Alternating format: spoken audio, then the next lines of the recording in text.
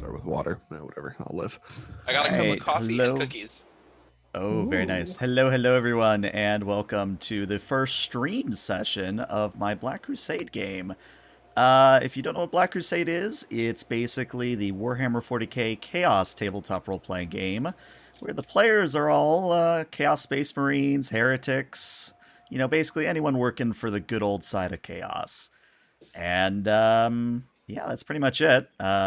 Let's start with introductions from everyone, starting with Mr. Wolf. Everybody, I am Dare Wolf. I'm playing Cantilus, a Thousand Sun Sorcerer. Happy to be here. Cool. Fable, you're up next. Fable. I'm playing Ira, a big old smelly plague marine boy. All right, Strom. Hello, I'm Strom. Strom12341 on the Twitters. I'll be playing Sirach, the Word Bearer's Dark Apostle. And last but not least, Kat. Abraham playing Catatonia, the Wandering Pirate Prince. Very nice. And if this is your first time on the channel, I'm ELH, the Game Master. And no fancy intros, nothing like that. We're just going to jump straight into play because I'm eager to see where things go. So, something I like doing is offering the players a chance to do a recap. Would any of you care to do one, or should I do the recap? I'm happy to do one.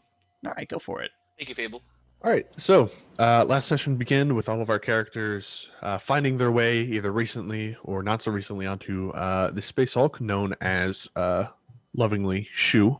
Mm-hmm. In Shu, we all came down our respective paths until we met at a crossroads of sorts. And after a small standoff and Catatonia throwing gloves at us, we we decided it was better off going together than going it alone, at least for now. So we turned and started to go down the path that Catatonia had come from. I forget if Catatonia relayed this to us, but the hallway was not the same one that he had came down. So there's some warp fuckery going on here. Eventually we came across a room that had once had some servitors in it, but they were long dead. And while accessing a terminal, we were assaulted by creatures known as Rak'gols, which are these big, disgusting, half like lizard, half cybernetic raiders, to my understanding.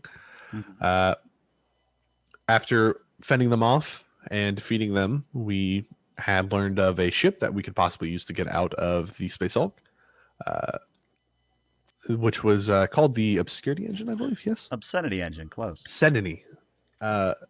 With the Obscenity Engine's location, thanks to Catatonia being the only person trained in tech use, we then plotted our course and headed off to find the ship, only to discover that there were large amounts of Rak'gols all over the place, impeding our path. Very nice.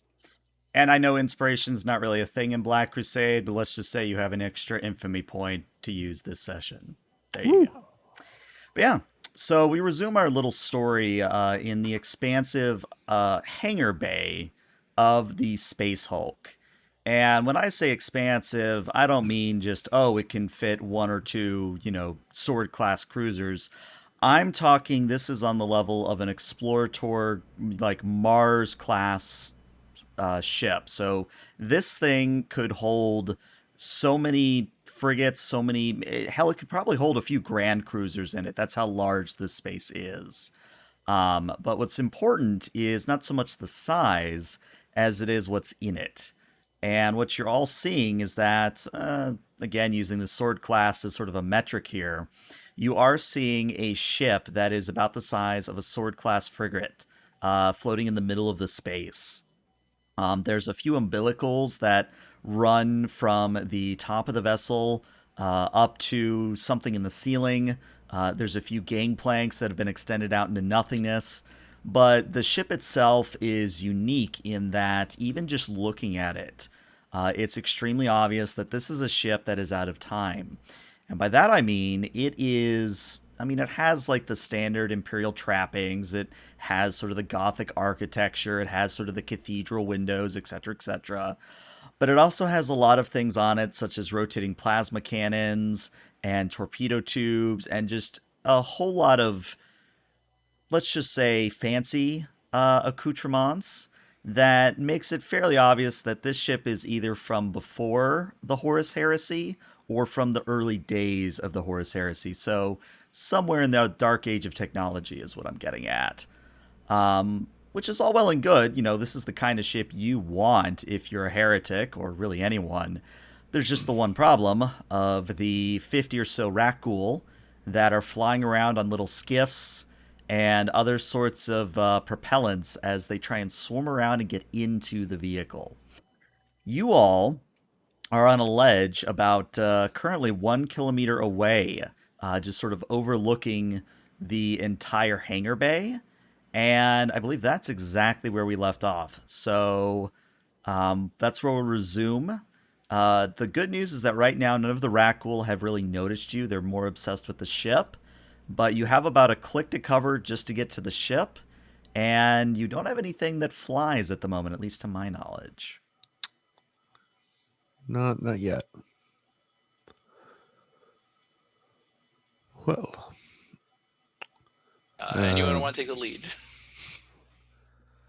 well, my ideas consist of two things. One of which survival is 50-50. The other, we also might just get lost again in the spacewalk on the other one. We can either take our chances fighting the mobs and hope that we make it through, or we can see about doubling back and seeing if we can't find some form of teleportarium or some equipment that might make getting onto the ship a little easier, such as chameleon line cloaks or stummers or the like. So you mentioned that the rat ghouls are flying around on little skiffs. Cantilus, without saying anything, is just going to take a perception. Okay. And he's just going to see if he sees any other entrances or like maybe small landing bays that there might be a pathway to that have one of these skiffs that's currently unmanned. He's just looking to see if there's anything around.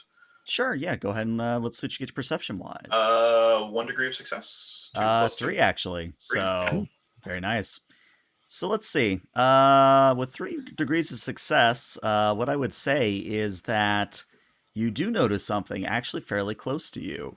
And the reason you didn't notice it sooner was you just thought it was part of, like, it was just a junk heap. Like, it was just this pile of refuse, nothing really notable. But now that you take a moment and look, you realize that that jagged sort of almost broken bits of metal, that's a starship. It's not a very big starship, but you're sort of looking at it, you're looking at the Rak'gol, and you go, is this what they flew in on? And I would say that that's probably maybe about 200 meters off. It's actually fairly close. So, Rock, look to the left. And I point out the ship to him. You're muted, George. It is junk, but it looks like space-worthy junk. Suitable enough to get us over to the ship.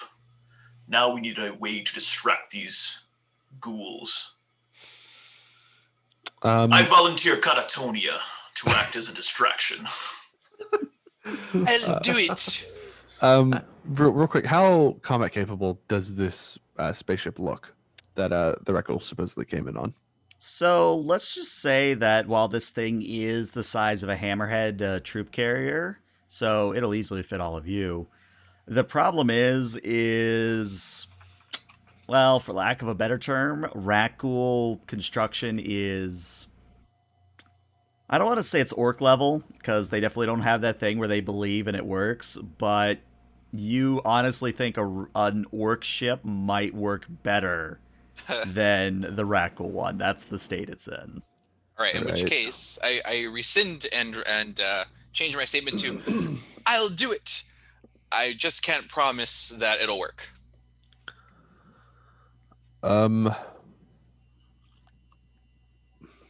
I would expect nothing more from you, human. I expect to survive, sorcerer. I would like to propose an alternative plan to this.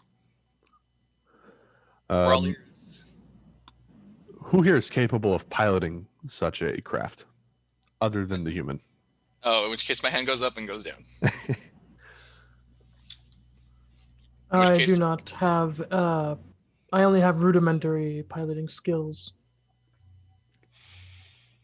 Oh, wait a second. Doesn't your minion have it? Does Moria not have pilot? I don't think so. Ah, That would be shocking if Moira had pilot. Parry, security, no piloting. darn. In that case, I would propose that you and Cantilus, being and Mora, being more stealthy than I, get Catatonia into the ship. I will pose a distraction. I can become quite the living bunker if I wish to. I have heard of the legendary toughness of your kind. That is true, but somehow I think even that number of enemies would be too much for your constitution. No. I think Catatonia and Cantilius, you go to the ship. Make sure that our mortal doesn't try anything too foolish, while Mora and I help Ira here provide a distraction. Remember, the ruinous powers give nothing. Every opportunity is something we must grasp. And Moira actually kind of raises her hand. I have an idea, sir. What is it, Mora? Well, I mean, we need to all get to the ship eventually, and if that hunk of junk will fly, that's one thing, but hear me out. We have 3 Space Marines, right? Three Chaos Space Marines? You all are Mhm. void sealed. Why not just have the 3 of you right on the outside while Catatonia here flies it? Catatonia is like, We are void sealed, though I personally lacked the ability to magnetize my boots. And also, Moira, you forget, our goal is not that piece of junk that the Xenos came in on. It is that Archaeotech ship over there. Well, Well, no, I well, understand it's- what she is suggesting. It is simply that we ride on the top of the piece of junk to get to the piece of archaeotech, and our distraction is both the protection to get Catatonia onto it, as well as us all making it there at the same time. yes, As I exactly believe. that. Yes. The only issue I see with that is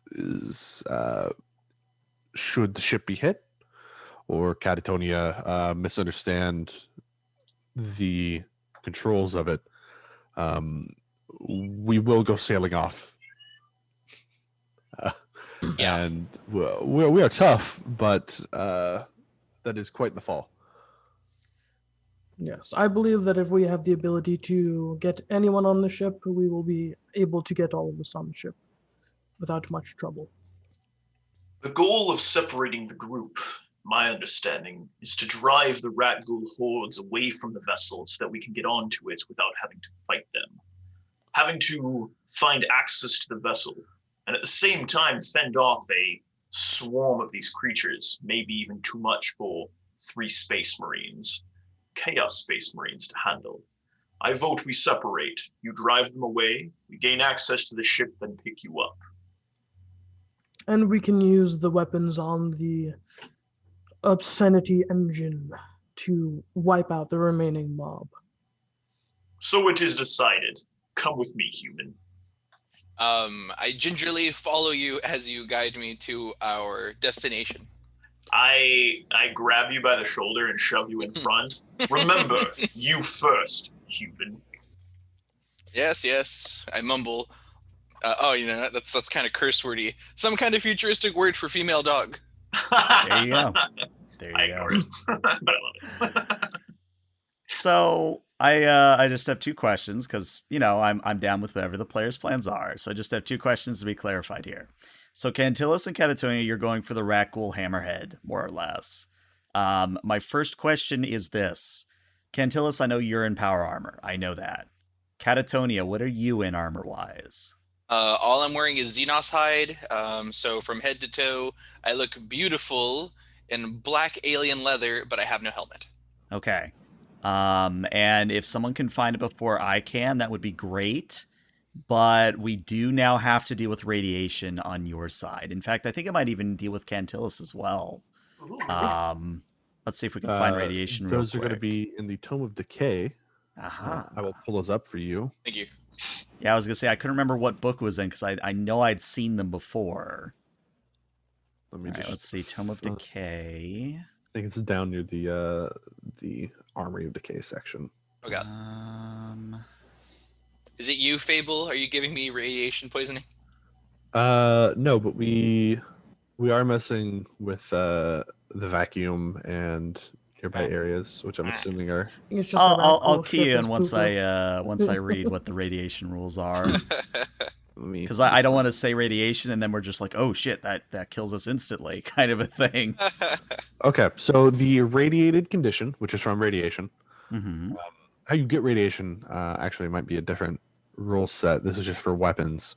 But the irradiated effect has a number associated with it. So irradiated 0, 1, 2, whatever. Whenever a character is struck by an attack from this weapon, whether or not he suffers damage, he must immediately make a challenging toughness test with a penalty to 10 times X or suffer 2d10 toughness damage. And is that toughness damage permanent? Does not say permanent. So I don't think any characteristic damage is permanent. I think in the book, after an hour of rest, you recover 1 point of damage. Yeah. Okay. Well, some does say it's permanent, but unless it's specifically stated, it's not. Yeah, I was gonna say I found the irradiated block here. Okay, the way we're gonna treat this is this is going to be an irradiated 10. So you're gonna be at a -10 for this check. And I think now that I read irradiated, I think Cantillis, you're gonna make this roll as well.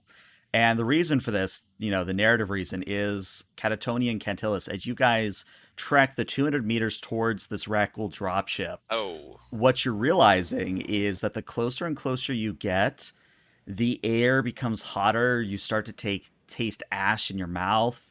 And Cantillis, since you're in power armor with a heads-up display, I think you're just slowly noticing that the rad counter is going up and up and up and up. And it's one of those things that the closer you get to this dropship, the more you realize not only is it probably held together with duct tape and a prayer, but they probably literally are running an exposed reactor, meaning no radiation shielding whatsoever. I'm not going to say anything to the human, and I'm going to chuckle to myself because I'm an asshole. Hold on. I'm going to take a, what's it called? Or can I take a, what is this called? A willpower test to decide whether or not I complain? I mean, that's entirely up to you. I'm going to roll for that. Okay, submit. Can we not kill Catatonia this early? I like it. Degree of success. Okay, so I'm like, ooh, this is new. I wonder if I'll feel new things during this adventure. I look over at Durwolf with rose-colored eyes, and I say, and I pat him on the shoulder. This could be fun.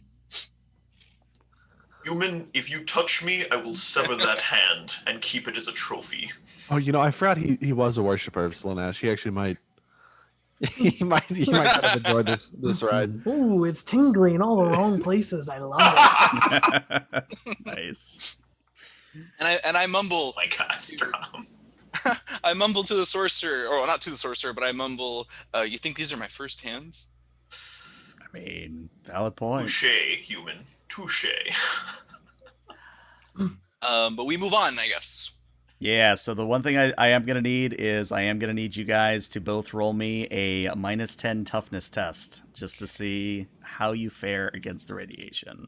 Delightful. I do want to. Oh, dear.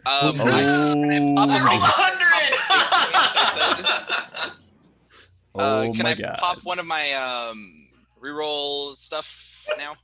Yeah, so I believe the way it works is that if you have a certain amount of infamy, you can spend an infamy point to re-roll. Right. Mhm. And I got a +1 for this game. Mhm. So I would also like to do that if I'm allowed, because that was a really bad roll. Yep. all right, let's the do it, cutoff brother. is what? 20 infamy, 30 infamy. Yeah, I think it's 20. Every advanced archetype can reroll by now. Okay, yeah. So then, yeah, if you guys want to spend 1 infamy point for the session, remember those recharge at the top of every session. Yeah. Well, except the Nurgle, I can't reroll rolls. That's Oh, I got Okay, a so 99 this time, so that's Okay. good. All right, round 2. Here we go. just, Toughness. it's not a crit fail. -10. Submit. Yikes. It's Okay. better. It's better. All right, let me take one of my infamy points away.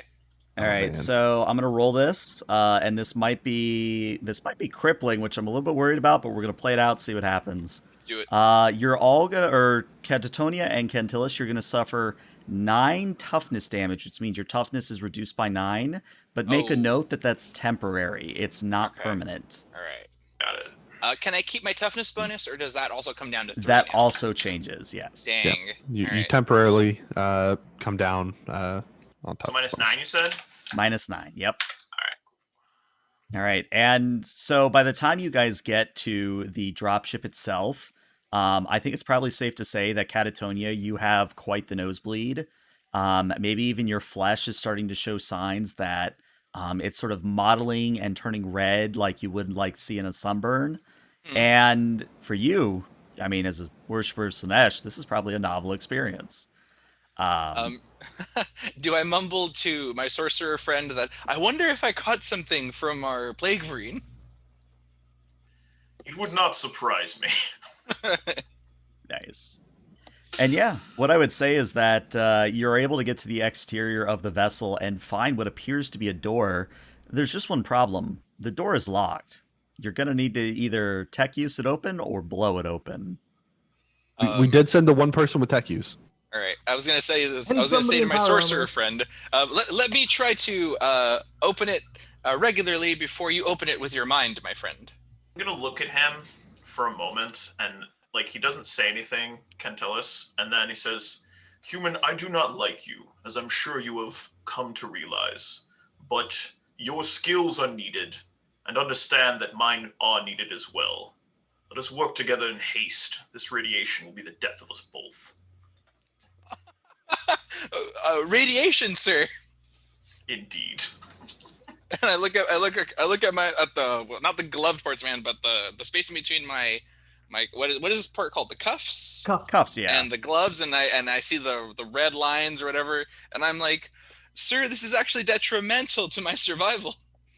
Less talking, more working, human.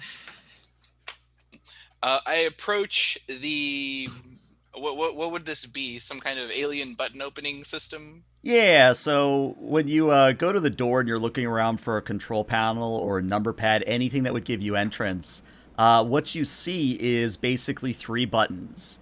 One is red, one is green, one is blue. And the tech use is to see if you can understand what each button does. All right, hold on. Quick refresher. I have the hot shot pilot rule. The benefit is, quote unquote, can drive or fly anything. Does that help me at all? It'll help you when you get inside and start to fly, Right, but it's not not going to this. help you figure out what the colors mean. Oh my god. Okay. I look over at the sorcerer and I say, do you know if they're colorblind? Sorcerer shakes his head.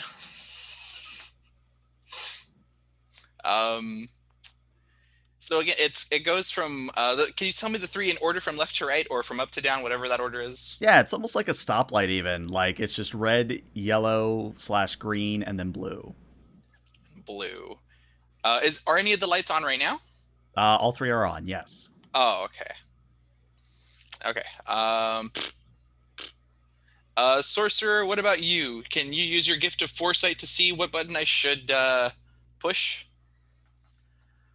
I will stand there and not say anything, but my helmet looks very annoyed. Nice.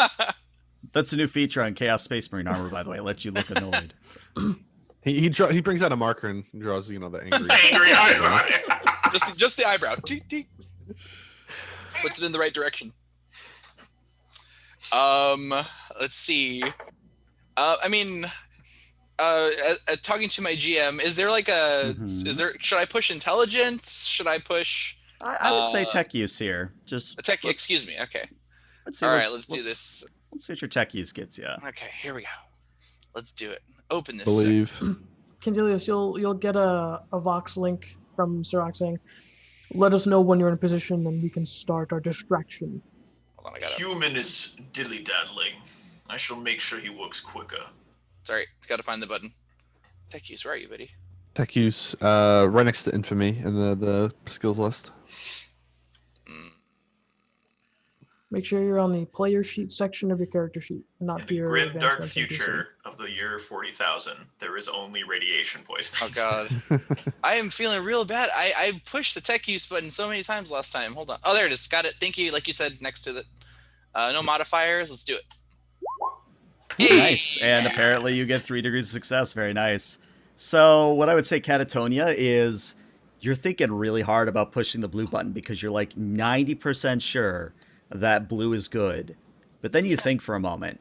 You think about the Rak'gol and how, as Fable said earlier, they're these twisted lizard, reptilian, corrupted beasts.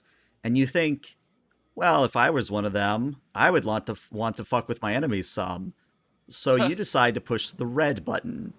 And lo and behold, there's this screeching sound of metal on metal. And for a moment, you worry that maybe you've triggered some security system.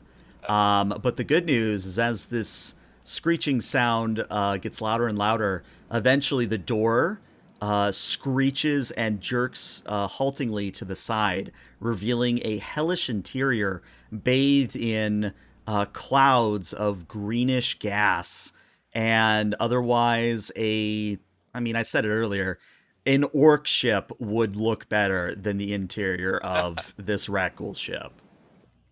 Well done, human. I dislike you slightly less now. And he's going to push him inside. All right. I wasn't going to protest, but oop. Whoop! You just yeet you inside the ship. There you go. All right, so as Quintilis and Catatonia find their way to the piloting section, let's go to Ira and Sirach. What are you two doing while they are doing all of that? We are going to... Sirach will look at Ira and say, I believe the most tactically advantageous position is to find a place higher up along the gantry, furthest away from... far enough away from the obscenity engine to draw them off of it, but close enough so that we can make a break for it when necessary. Are there any side corridors, like what we've came from, along the path leading to the ship that I can see? I have both auto senses and I can cue on my auspex. I was gonna say I remember you having an auspex. What I would say is that if you were to use your auspex, you would see that almost in regular fashion, is that the passage you came on is one of many that comes out into the space. So if you wanted to go backtrack and then come around, you could say go maybe about 100 meters down, come out on a new entryway. It's almost like if you'll imagine a pot, like a cast iron pot, that maybe a fondue pot is what I'm thinking of. But basically it has holes at regular intervals around the bottom of the pot. That's kind of what you're looking at. Okay. And every single spacing is about 100 meters. Through idle observation, how fast does it look like these go? They're skiffs. Are they like quick jerking, or like they lumbering, or?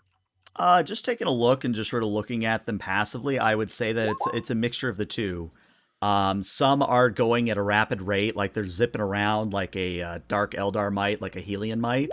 Others are just sort of floating on by, taking their time. Otherwise, just sort of poking and prodding where they can. Okay. Then I think I would suggest that we double back and we head in maybe it sounds good, 500 meters away from the vessel.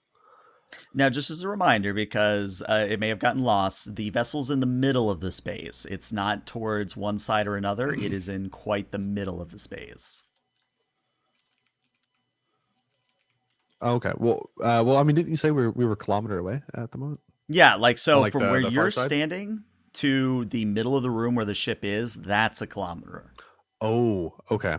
And then even if we go around, if there is no real way to get closer, we will still be at a circle kilometers distance away. You got it. Yes. The Okay. only change to that is the umbilicals that I said were coming from the ceiling, but you have no like the ceiling's way too far away for you to just come down an umbilical.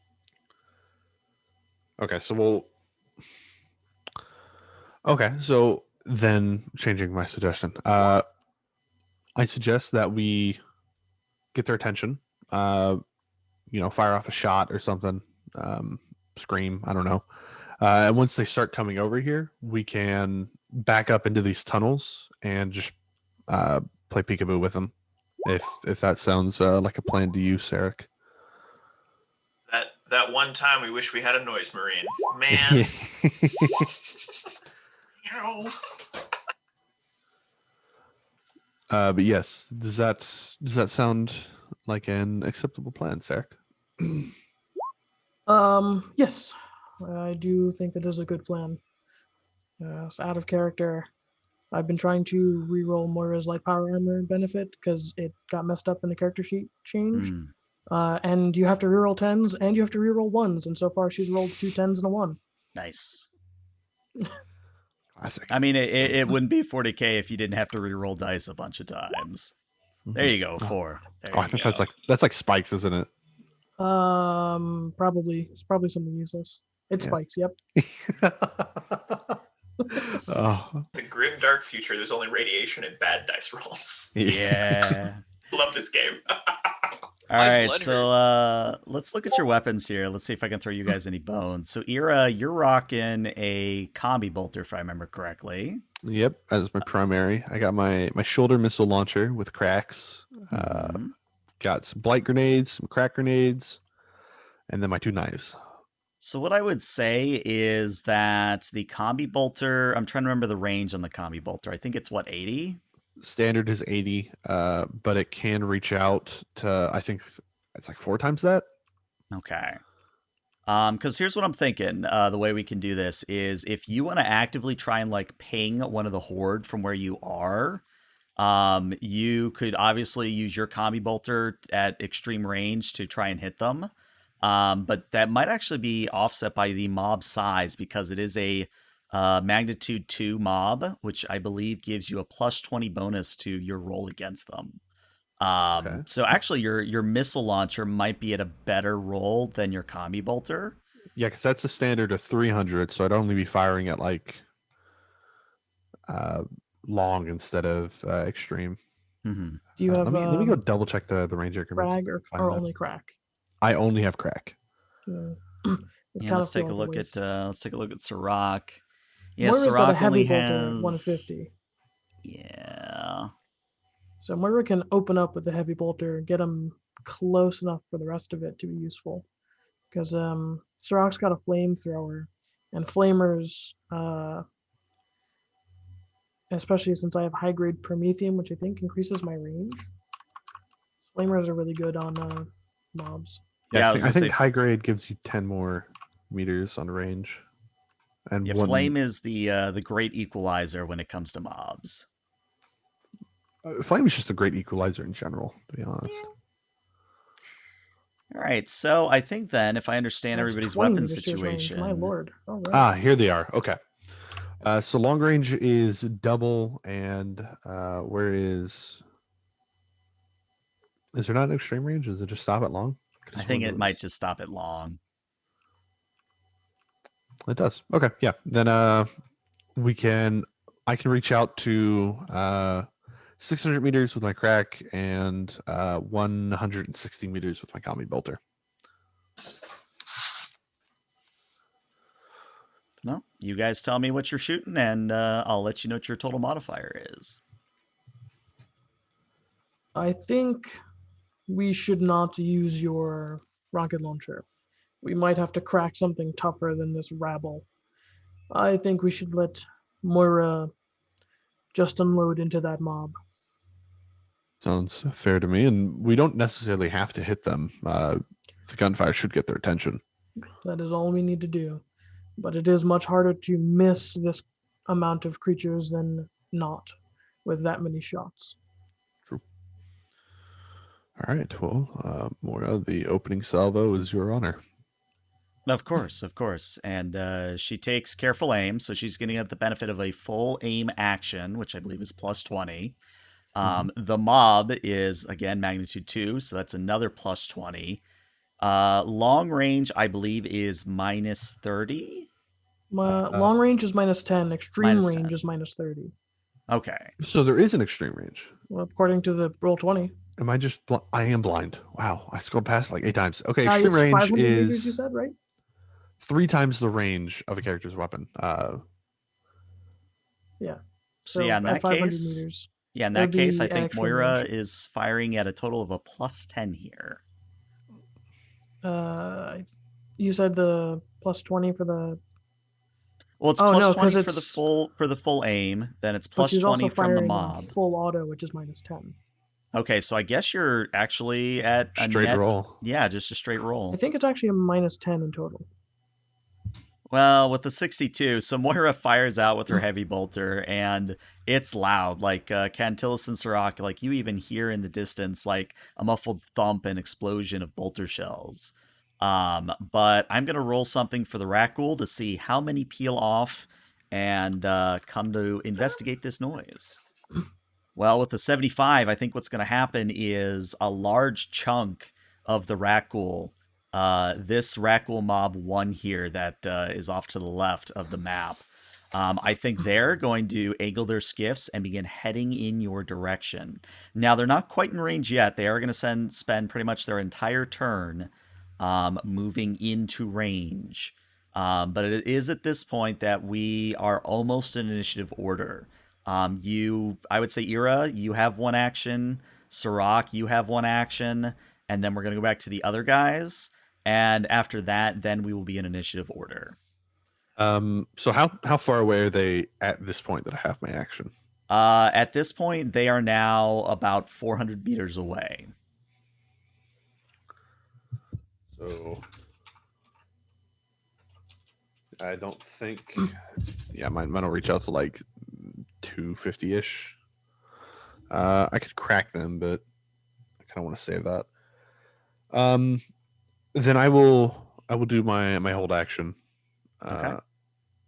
And wait for them to get close. And then do I have a reaction? Like, is this considered a quote unquote full turn? This is a full turn, yeah.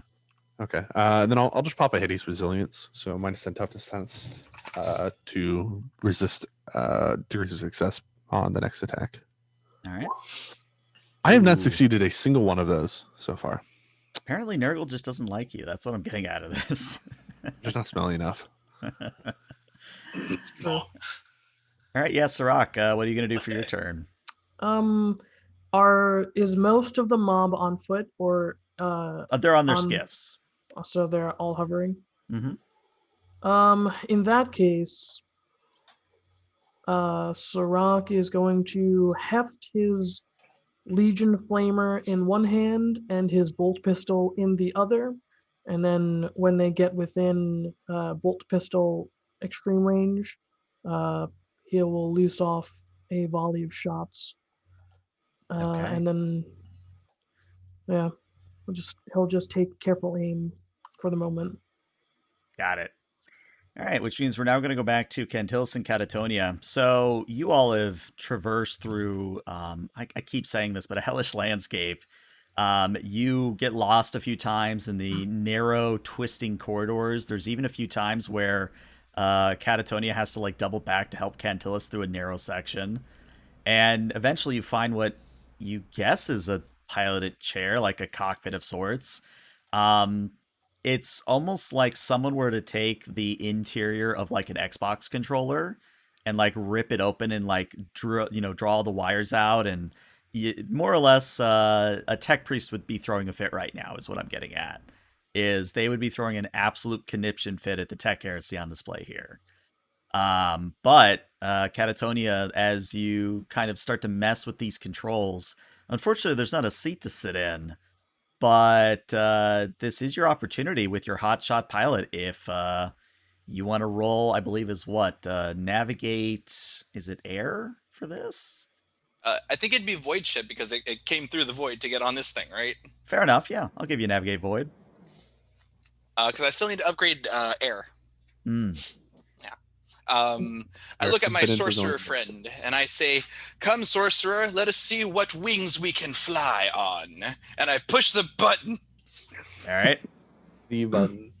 In before 100. Cantillis just like braces himself on a wall. just doesn't say anything, just kind of clunk. Until you get a Vox message from Sirach. We We have peeled off at least half of the creatures. It will have to do. Stand fast, brother. I just wanted to check really fast with my hotshot pilot. I'm like, come on, it's got to give me some kind of bonus, right? I think it just doesn't give you a penalty, which is basically the same thing. Yeah. We'll take it. We'll take it. Let me check actually because I have it pulled up. I got. I don't want to slow down anything. I'm so sorry. No, you're fine. You're fine. The character counts as having all operate skills. Essentially, he can drive or fly anything. Rank 1 known. That's what it is. It's operate, not navigate. Well, this would be operate. Excellent, my friends. And so just submit. So yeah. I'm pretty sure this would be operate. Let's go! Wow.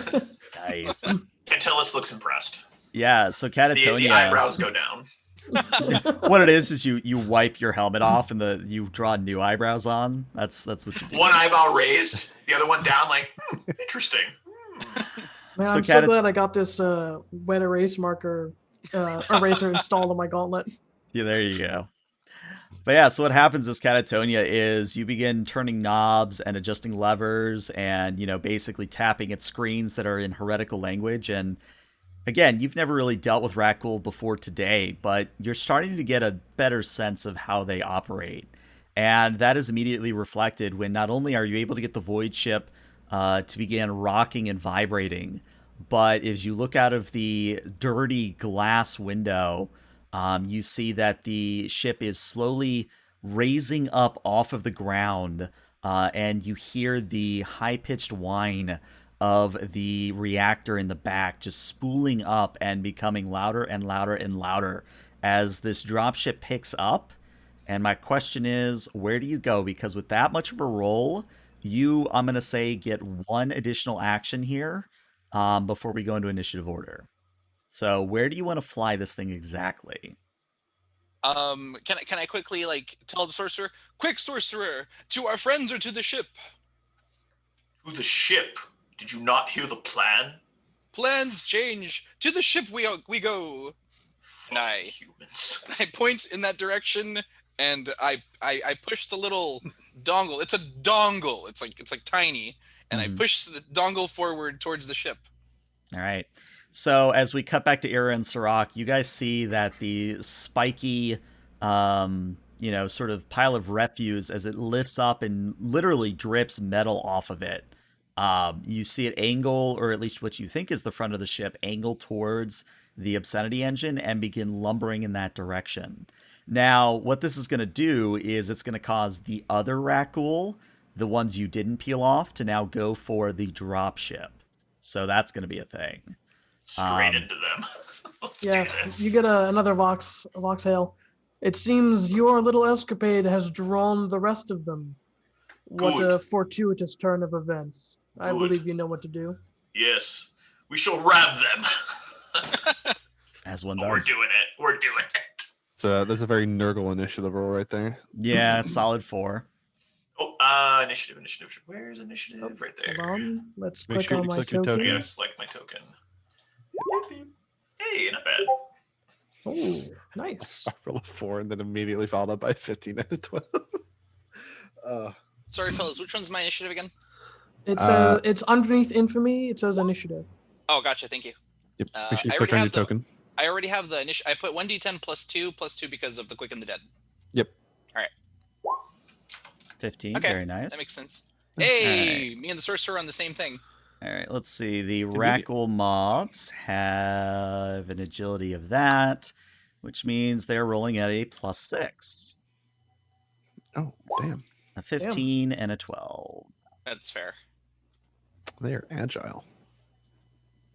Sort descending. All right. Well, I think what's going to happen is the first Rak'gol mob is going to the one that Ira and Sirach have distracted. They are going to swoop in range, which means you both get your held actions. Yep. I'm gonna unleash a semi-auto burst into them with my combi bolter as they come swooping down.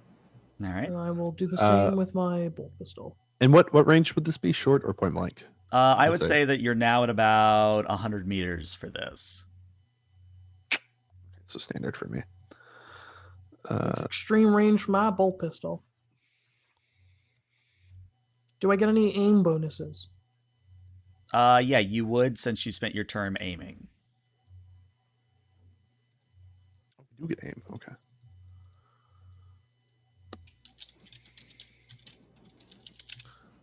And then plus 20 for its size. Mm-hmm. And then All right, that is indeed, yeah, those are 2 solid hits. So let me know how many hits you guys 5? get and how much damage. okay. Right, how does semi-auto work? Semi-auto, it's 1 hit per 2 DOS. For 2 DOS, I have a total DOS of 1 plus 4. After the initial. Sorry. So I have 3 hits. Yeah. Mhm. I gotta calculate mine real quick. As long as you do 1 point of damage, that's all we need. Yep. I actually think I get. Oh no, I get 2 extra hits. I think, which doubles to 4, and then my initial hit is 6. What does tearing do again? Tearing. You go ahead. Okay. Whenever you roll damage, you roll 2d10 and take the highest for it. Yeah. Okay. Yeah, I think if you actually put in... Yeah, there you go. Ira's got it. 2d10 KH1. I don't... Just put that in instead of... Well, instead of your 1d10. Oh, 1d10? Just put in Okay, I see. 2d10. Keep highest one. All right, what I would say, though, is with the Pen 4 there, and that Pen 4 is going to make the difference. So, Sirach, you fire out with your bolt pistol and actually hit 3 different Rak'gol, and what happens is when you hit them with enough force that they go flying off of their skiffs, and they careen down to the ground and splatter on the floor of this large hangar bay. The bonus is you are able to see that there are several skiffs now spiraling out of control. Several crash, but a few are still headed in your general direction, so you may not find that useful. All right, and then redid my math. I counted wrong. I have 4 hits, not 6. So here we go. First one, second, third, and fourth. Ooh, all right, I'm a crit machine. Now, I don't think Zealous Hatred does anything for hordes, unfortunately. I don't think so. But actually, so wait a second. Bolt pistol, so that's 4 hits on the mob for Sirach, and then 5 hits for Ira, it looks like. Mm-hmm. All right. So, as you all fire out with your combined bolter fire, what happens is, again, you are knocking the Rak'gol off of their skiffs, and you've actually taken out about a third of their forces by the time that they get in range. But it is at this point that as they do get in range, they are going to get an attack against you. So let me just double check. I believe they get 1 attack and then 1 per every first digits. No, it's their first digit of their magnitude is how many ranged attacks they get. Got it. So they get 1 attack here. All right. So what I would say is you cannot dodge this. So it's just going to be it hits you or it doesn't. I burned my reaction with Hideous Resilience anyway, so I couldn't dodge if I wanted to. Gotcha. All right, so this is going to be, I think, let's focus on Ira here. So Ira, let's see, does a Pen 420 get past your armor and toughness? Pen 420.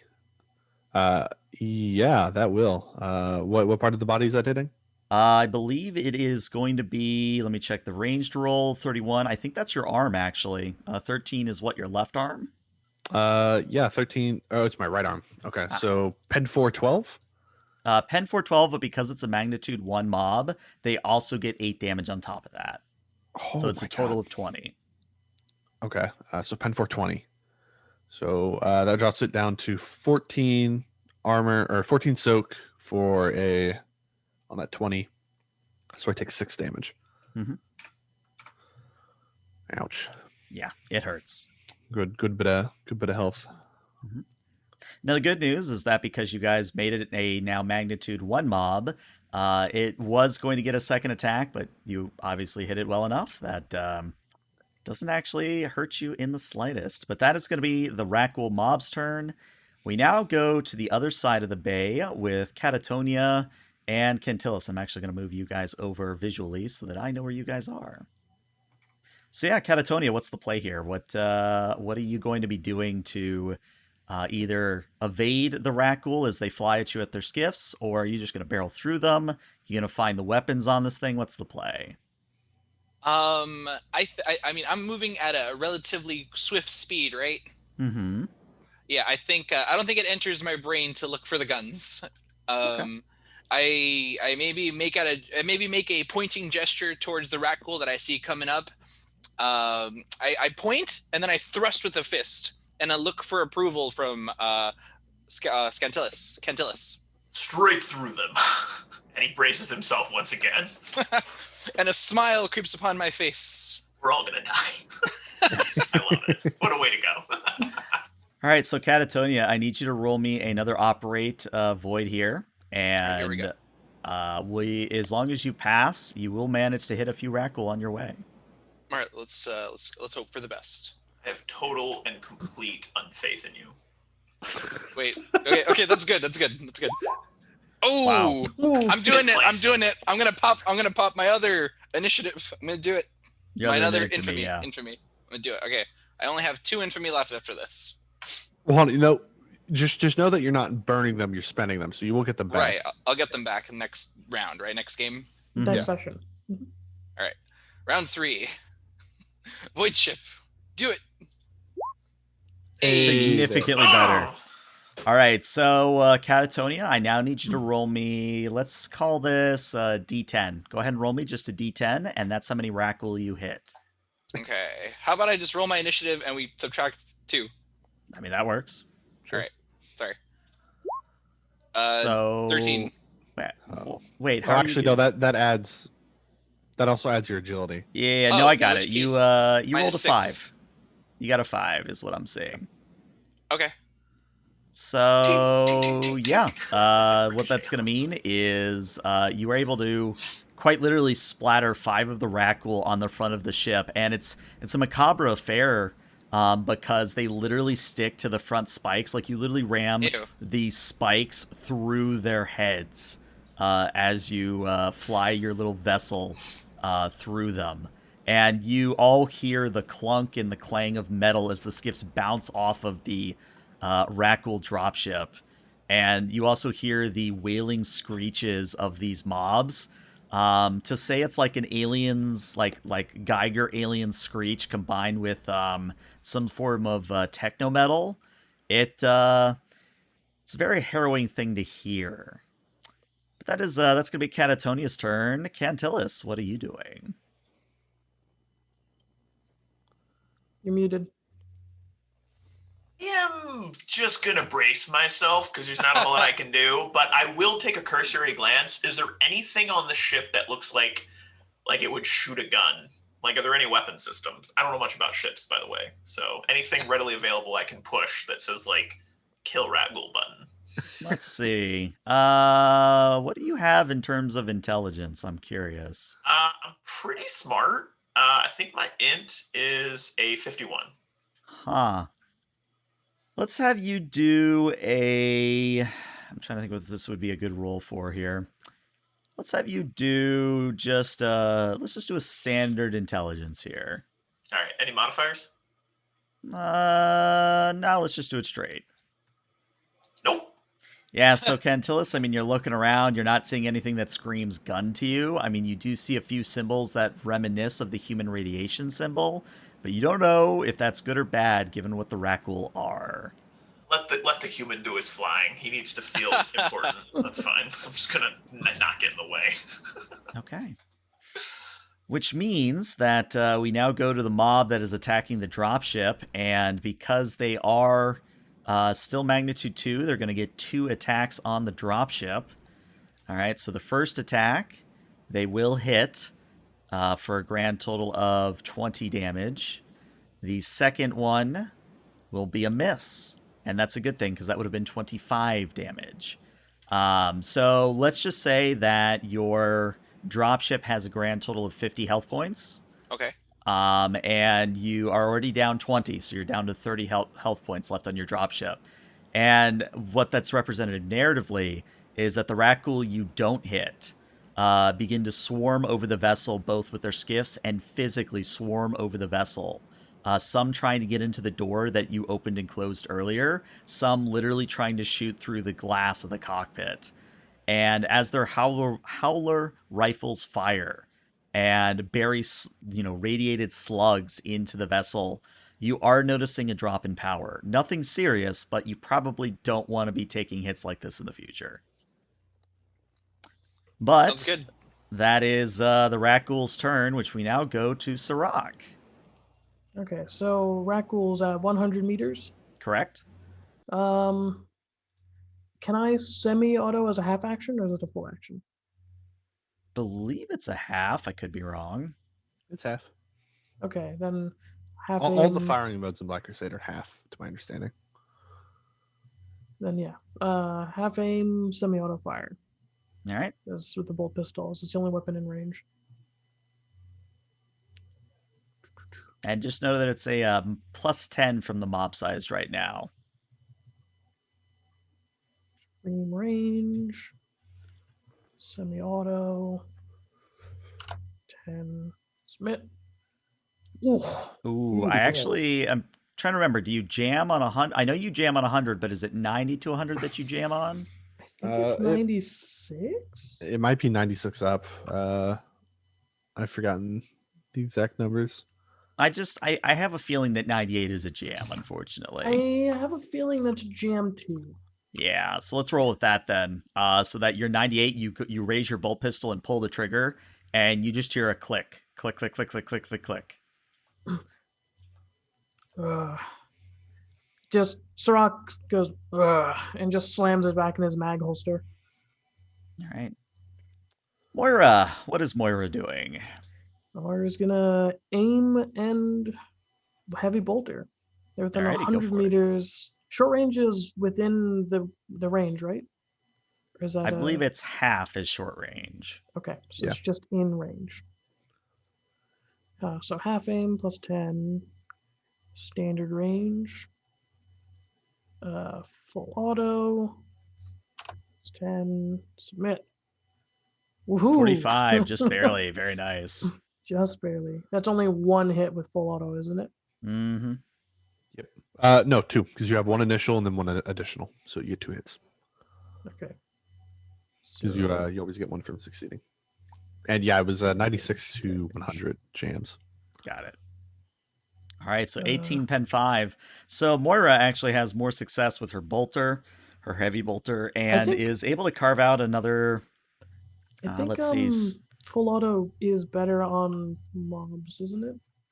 I remember reading that somewhere. It's the number of hits that matters, not the. So yeah, it actually is better because you're dealing additional hits. So yeah, that's a total of 3 hits against the mob, which reduces it by 3.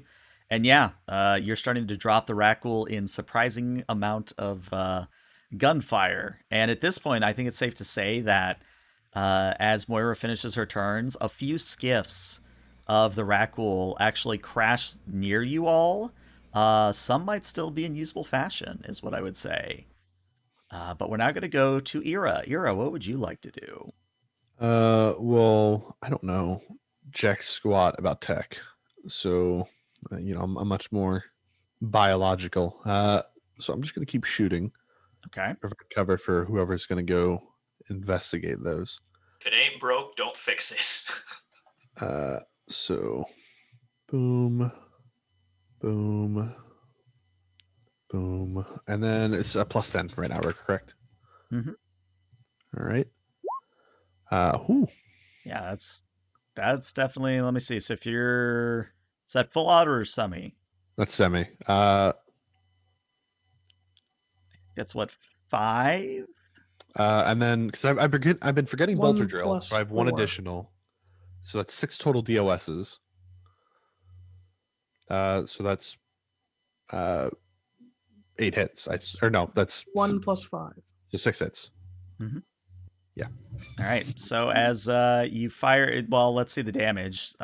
It's pretty easy to hit these guys with damage, but let's see what you roll first. Yeah, you look like you're solid. 19, 19, 21. Yeah, you're good. So at this point, it's less of a mob and more a collection of about 8 Rak'gol remaining. So you've almost finished off this mob completely, this horde completely. Anything else you care to do on your turn? Seeing as they're coming up, and I'm hopeless on dodging, I'm going to try and do another hideous resilience and see if Papa Nurgle will bless me with a success or two. All right. Huzzah! Hey, there I you go. reduce the next hit by 3 damage. All right. And that might become immediately relevant because it is at this point that the Rak'gol are now so close to you that they're swooping and diving with their rat axes at the ready, some actively jumping off of their skiffs to engage you in melee proper. But it is at this point that they are, because they are a horde, they get an attack on all 3 of you, Sirach, Ira, and Moira. So here is for Moira. So Moira is fine. That's good. Sirach is fine. Ira is fine. Oh yeah, they missed their melee. Yeah, that's actually kind of impressive. But yeah, they swipe at you, do their best to, tear their rat axes into you, but either it's the fact that they're just, swooping and diving too quickly, or you're just able to read their movements. Whatever the case may be, you are able to dodge out of the way without much issue. Does they swoop by? I'll give it a quick call for either Sark or Mora to try and make it to one of their skiffs if they know anything about technology. All right. We return to Catatonia in the dropship. What are you doing, my good friend? We're still not to the ship, right? Like, what's the distance now, if you can estimate? I would say you could do a hard burn and get to the ship at the end of this turn, but you're not going to have stopping room, meaning that you will literally slam into the side of the vessel if you go full burn here. Okay. I mean, me and Cantillis are at the same initiative. Maybe he wants to lead. I'm just bracing myself for impact. Gotcha. It's on you, brother. Oh my gosh. You figure out how you want to get us there. Cantellis is on for the ride. Yeah, I'm just along for the ride, baby. I'm gonna take a willpower test then. And if I fail, we ram the ship. If I succeed, we'll get there next turn, but we'll be safe. All right, here I go. No modifiers. Wait, was that You're willpower? doing it safe. Okay, yeah, we're doing it safe. I tell the sorcerer, "Don't worry, sorcerer, I'll get us there."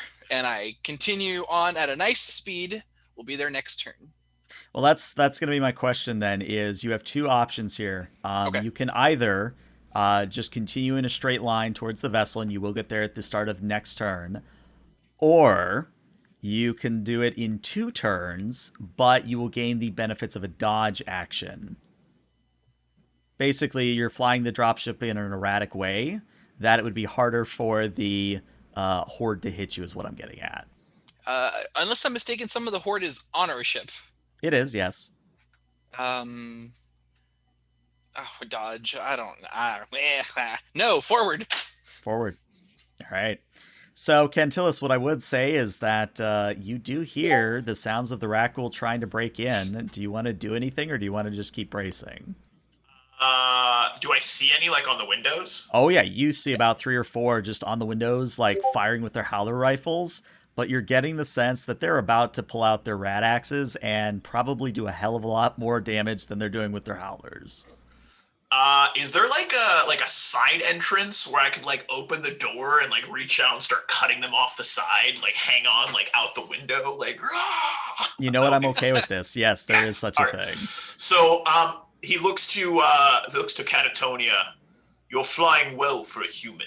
Get us there in one piece, and I'll ensure the vessel doesn't fall apart. And I go to the door and I slam the like open button, reach out, and just start hacking away at Rak'gols. Let's get weird. Nice. Do it. Let's see here. So I want to use my psychic sword, which we did this last time. It was really complicated. Somebody help me. I can't remember how it works. So it's still Alright. going to be a melee attack, and you won't get the benefits of an aim. The mob is magnitude 2, so you will be at a plus 20. Nice. And go ahead and just roll your melee attack with a plus 20. Okay. And for the good news is that your damage doesn't necessarily matter here, because again, it's the number of hits that matters for a horde. All right, cool. Yeah, so the force quality doesn't really come into play. Oh, it doesn't? Okay, that's fine. All right. But I think we fixed it anyway, so. Well, I rolled really shitty. Yeah, do you want to infamy that, or you want to stick with your 92? Yeah, we'll infamy it. Man, might as well. I mean, it's a spendable resource. Let's give that another. Oh, wrong one. And it's a plus 20. Is that right? Yep. All right, cool. That is a significantly better Significantly roll. better.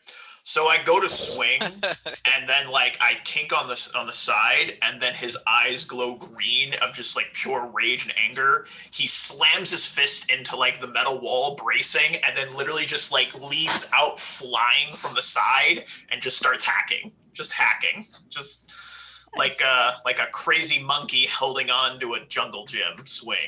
That's where we're at. Ah! Monkey I with a scream, sword. close the door. You're letting the draft in. Yeah, there you go. Still trapped in here. Maybe that'll help with the radiation because it'll get blown out. We'll see. Oof. So Do I roll damage now? Is that what That's I do? what I'm reading here, because it does technically count as a psychic hit, so that's what I'm reading. Okay. It's not a bad roll either. As a Max melee damage. weapon, as long as you deal 1 point of damage, then you take off 1 magnitude, and you Right. get 1 hit for every 2 degrees of success. Oh.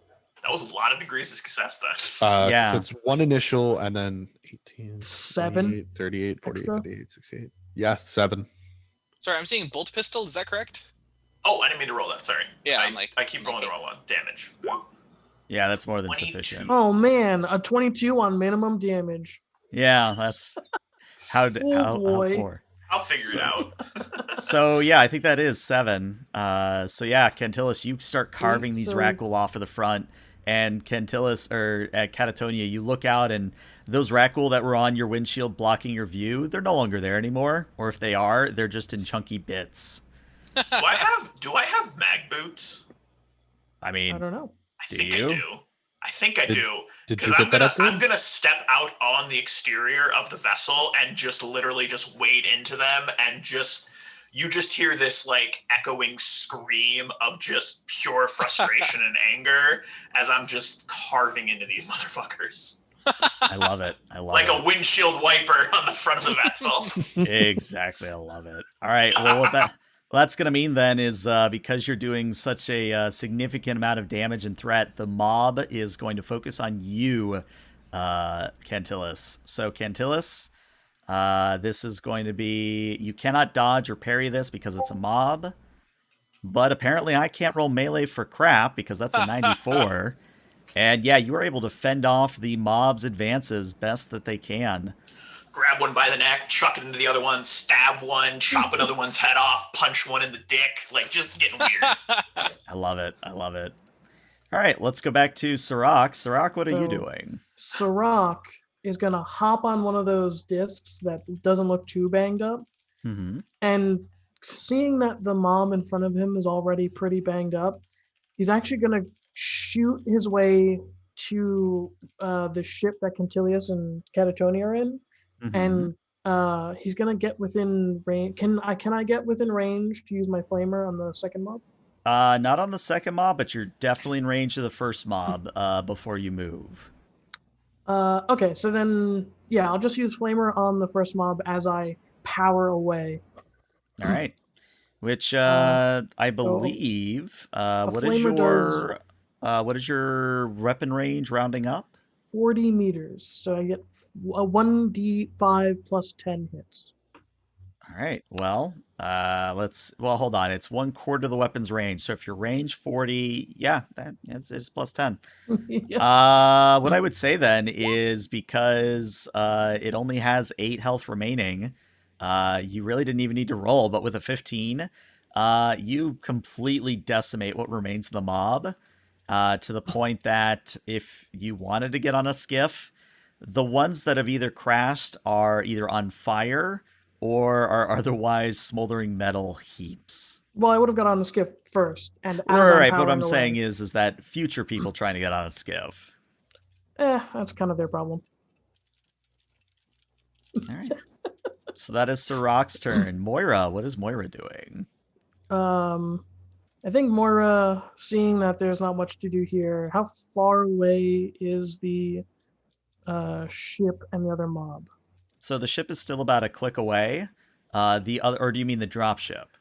So we know the obscenity engine is roughly 500 meters. And the ship that Catatonia is flying from Moira's position is how many meters away? I would say probably about 300 or 400. Okay, so Moira is going to attempt to help that as much as possible by taking a half aim and firing at. Is it 3 or 4? Because 3 is long range, 4 is extreme range. Let's say 4 for this point. Okay. And the mob is a magnitude of 10, so you do get a plus 10. Okay, so half aim, submit, extreme range, full auto. That's 10. Yeah, I was going to say, unfortunately, 73 doesn't get you anywhere, but, it's the effort that counts as Moira just continues to fire. All right, Ira. Ira, you can see Moira has a... actually, you can't because she's wearing a helmet, but you feel like a malign sort of joy coming out of her. Right. Well, with the horde gone, and I guess it kind of falls to me to do this now. Where's the closest skiff? First, the nearest usable skiff is probably about 10 meters away. All right. It's going to take my big slow ass an entire round to get over there, but Nice. I will wander over to it for next turn. All right. We now go back to Catatonia. Catatonia, you have been told in no uncertain terms to get to the ship by Cantillis. So at this point, you again have a few options here. You can dock with what looks to be a hangar bay or a shuttle bay that seems to be open, which again is odd. I will just point out because the Rak'gol were trying to get in earlier. Or you can attempt to, again, take it a little bit more slowly, and you would gain a bonus, or they would get a detriment to continue to hit you, the Rak'gol would. I quickly look back and forth. I see that our friends are on skiffs, correct? Yes. Yeah, I mean, like, I think I can get a little... I can have some fun now. And I see that outside of the windshield on the hull of the ship, of what I can see, Cantillis is wrecking face. So I would like to do that thing that gives me a dodge bonus. How do I do that? Okay. Well, it's just occurred to me, if you want to be fancy about it, you could also just ram the Rak'gol. That is an option too. Just ram the ship and smoosh Rak'gol? Yeah. The idea occurs to me. I'm going to roll perception. If I succeed, I go the safer route. If I fail, I will do the thing that might endanger my friend. Alrighty. You succeed. No, I succeed. I resist the urge to smoosh them in glorious smooshings. All right, go ahead and roll me a... I don't think that means what you think it means. Well, I told you I have to purchase you, right? You're not my friend yet. I'm very expensive. All right, so they will take a detriment to their next action. So, Cantillis, you're still on the front of this thing, carving away at Rak'gol. What are you doing? Same verse, second verse, same as the first. Let's keep swinging, baby. Let's do Alrighty. it. Oh boy. All right. So I go to my melee weapon, force damage to hit. Do I still get my plus 20? I think you said? Is that Plus right? 10 now. Plus 10 now. Okay. And we're going to do. Am I doing an all out attack? Or what type of attack am I doing? I mean, you that's up to May you. as well. Yeah, I was gonna say it's entirely up to you, really. Let's go all out. All Do right. it. Do you it. you will not have a reaction if you do that. Just That's Yeah. fine. Didn't have one Dodge or anyway. parry port Yeah. anyway, so. So that's 2 success? One for hitting it, 90 to 80, 80 to 70, or is that 3 success? this I too. think it's 1 + 1. One Yeah, plus so one? it's 2. Perfect. All right, and then I Alright. just have to deal 1 point of damage, which I think I do. Yeah, even At at minimum- mid damage. at mid even damage, All right, perfect. I'm just going to roll it, see what happens. Another min damage. There you go. Another mid damage. Just getting it out of the way. Mhm. All right, so yeah, you carve up another 2 of the Rak'gol, and again, they're not very thrilled with you. Let's see if they can actually roll anything decent. Yes, they actually finally roll something decent. But does Catatonia's, since he's maglocked to the ship, does Catatonia's evasive maneuvers help Cantilius? Yes, it would. Unfortunately, they're rolling beneath a 37 because I gave a -20, and they rolled a 32. So this might actually be kind of harrowing for Cantillus. Let's break down the damage. Come at me. So the Rat Axe is going to do 24 damage, pen 7. Nice. And because there's still a magnitude 1 horde, they deal an additional.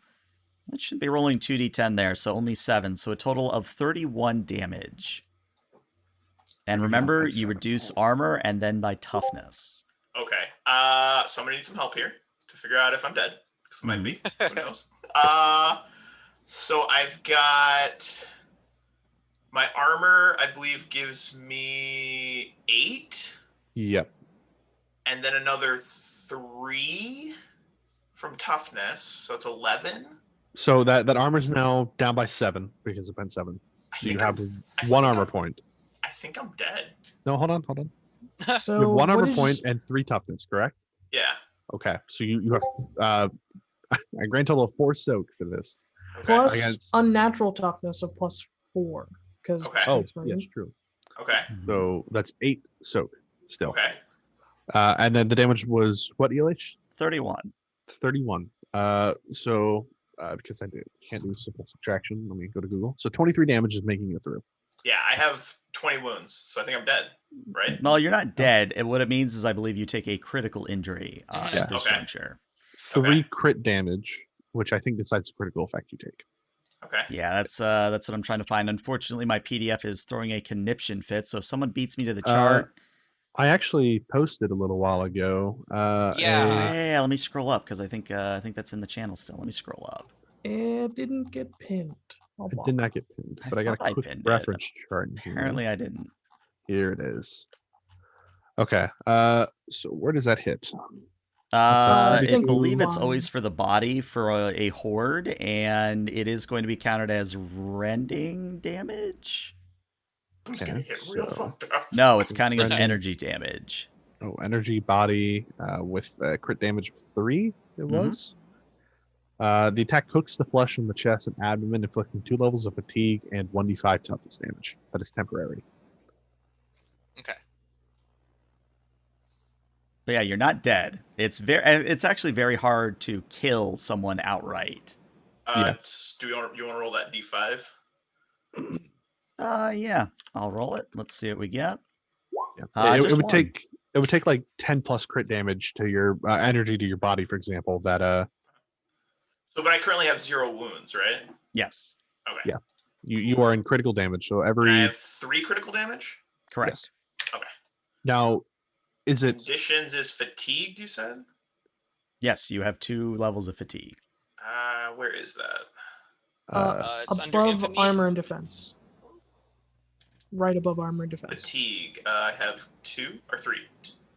2. you levels? have 2. Okay. All right. So now because I've forgotten, is it the stacking damage that changes his crit effect, or is it the damage he takes next that decides the next crit effect? I believe it's the next damage, but I have to reload all my PDFs, so I'll look that up later. But I have a She'll feeling read. that things are going to change very quickly, so we don't have to worry about that too much. But Sirach, it is now your turn. You're So on my you- second turn of powering towards them on the skiff, Mhm. am I in range of flamer? Not a flamer, but of your pistol, yes. Man, they covered like 400 meters in one turn. I can't do that. Well, that's what I'm saying. Is you basically use your full action to go 200? No, I guess you would be in range of your flamer now that I think about it. Yeah, you're good. All right. So that many hits. Not Well, that many. how do you want to? That's literally what you needed. It had 11 remaining. How do you want to describe killing the rest of this mob? So yeah, so Cantilius, as you take axe after axe from this overwhelming amount, and your rage that was fueling your strikes fades from the weakness of the radiation, you you see Sirach coming like almost out of the glaring lights in the ceiling on a skiff, and the first thing you think is, "Oh, great, more of them." But eventually it coalesces into power armor that you know so well. And you hear in your Vox bead, uh, you might want to get down. And as you sink to a knee, um, a wave of pure heat rushes on top of your head, and just cooked Rak'gol flesh falls all around you as you stand up and rip out one of the power axes from your chest and just toss it away. Over the Vox, you hear, "Brother, I knew I could count on you." It seems as though we've taken care of everything. You've done well with the mortal. I give him credit for his piloting skills. Perhaps he's not as useless as we originally thought. You should do well to remember that no mortal is useless. Indeed, brother. Indeed. Me and my best friend. All right. Well, I mean, at this point, you guys can make your entrance into the Obscenity Engine as you wish. Just as a reminder, there is what appears to be an open hangar bay. There are umbilicals you are close enough now you could cut into or find a way in. There are a few gangplanks that are extended out into the void. How do you guys want to go into the ship? With those open hangar bays, I'm going to warn everybody of those to not approach those, maybe. And then I would like to. Is there a way I can get close enough with just a piece of debris to kind of just like throw it at the hangar bay? Yeah, you could find something very easily. Hell, you could reach down and pick a chunk off your skiff. It's that readily available. No, I'd like to keep that piece where it is. That might be important. But yeah, just get a piece of junk, just throw it at the open hangar bay. All right. I don't know exactly what you're expecting, but the chunk you throw just kind of passes through the threshold and hits the ground and goes clunk. Your reticence is admirable in this situation, but considering this dark age of technology machinery here, I do believe it knows that we are what saved it, and it is welcoming us. Remember, Ira, the ruinous powers do not give, we must take, and so we take. And Sirach will somehow, you don't understand, but somehow he will like saunter, but he's still on the skiff into Nice. the open Just moonwalking on it. cargo bay. Yeah, he's just on the skiff, but he's like he stood erect. He's got his Crozius in one hand. He's a very imposing and commanding figure, and he just sort of like just glides his way into the hangar bay. In his third liver, Cantilus will follow behind you. All right. Yeah, once there's not like some field that burns him to a crisp, I will also follow him inside. All right. And I follow behind everyone. Yeah, Is there a and medical I bay? think it's Because I need healing. I think it's one of those things, Catatonia, where you fly the Rak'gol dropship in such a way that your level, like the door can't tilt open, you keep that door level with the threshold, and you sort of run and jump from your piloting station onto the threshold of the shuttle bay, and then the dropship sort of goes and sort of falls to the ground as it's no longer being piloted. And we don't have that radiation bomb in here. Exactly. I'm gonna look over But to Catatonia real Okay. quick as he jumps on, and I'm just gonna be like, "You flew well, human." Oh no. And you fight well, sorcerer. And You're Moira my kind of best coughs friend. and says, yeah, touching reunion, but we got problems. And she Uh, points at the several Rak'gol that are inside the hangar bay. I would like to deploy tactical rocket launcher. Well, before you do that, let's take a 5 to 10 minute break. So yeah, Okay. we'll be Yeah. back in about 5 to 10 minutes. All right.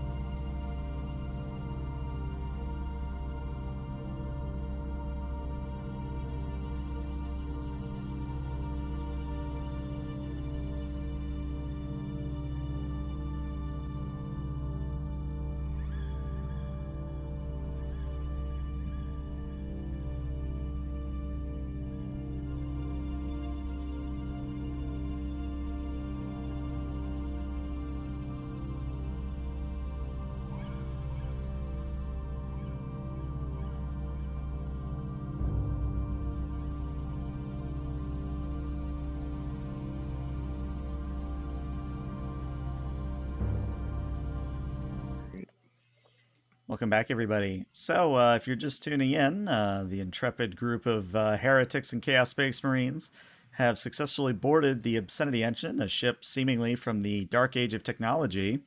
However, there's a problem in front of them. Well, 5 problems specifically. 2 Rak'gol Techno-Shamans and 3 Rak'gol Renders. And let's just say that the Rak'gol aren't one for conversation. So, as you all land in the shuttle bay, get your bearings, I do need initiative from everyone. I mean, I'm not gonna lie. They speak my language. It sounds like clang clang. Oh, I actually had a good initiative roll. I might get my tactical crack off. All right, let's see. So the Whoa. Rak'gol, the Renders have only a +4. All right.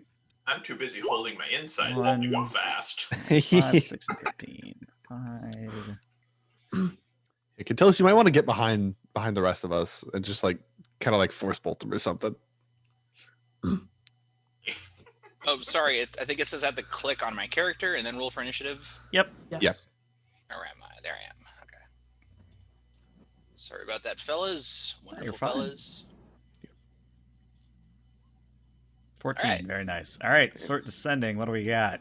Well, Catatonia, you're going up first. And the cargo bay in front of you, or the hangar bay in front of you, it's mostly a wide open space. But what you are seeing is that directly ahead of you, by about 2 meters, there are stacks of metallic crates.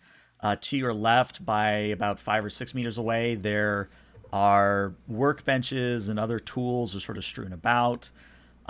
If you were to go forward past the barrels that are in front of you towards the Rak'gol, there is what is essentially a maglev vehicle that sort of like an airport car or whatever they're called, the baggage cars that you see at an airport just going around towing things. There's one of those that's been half abandoned and just left in the middle of the bay.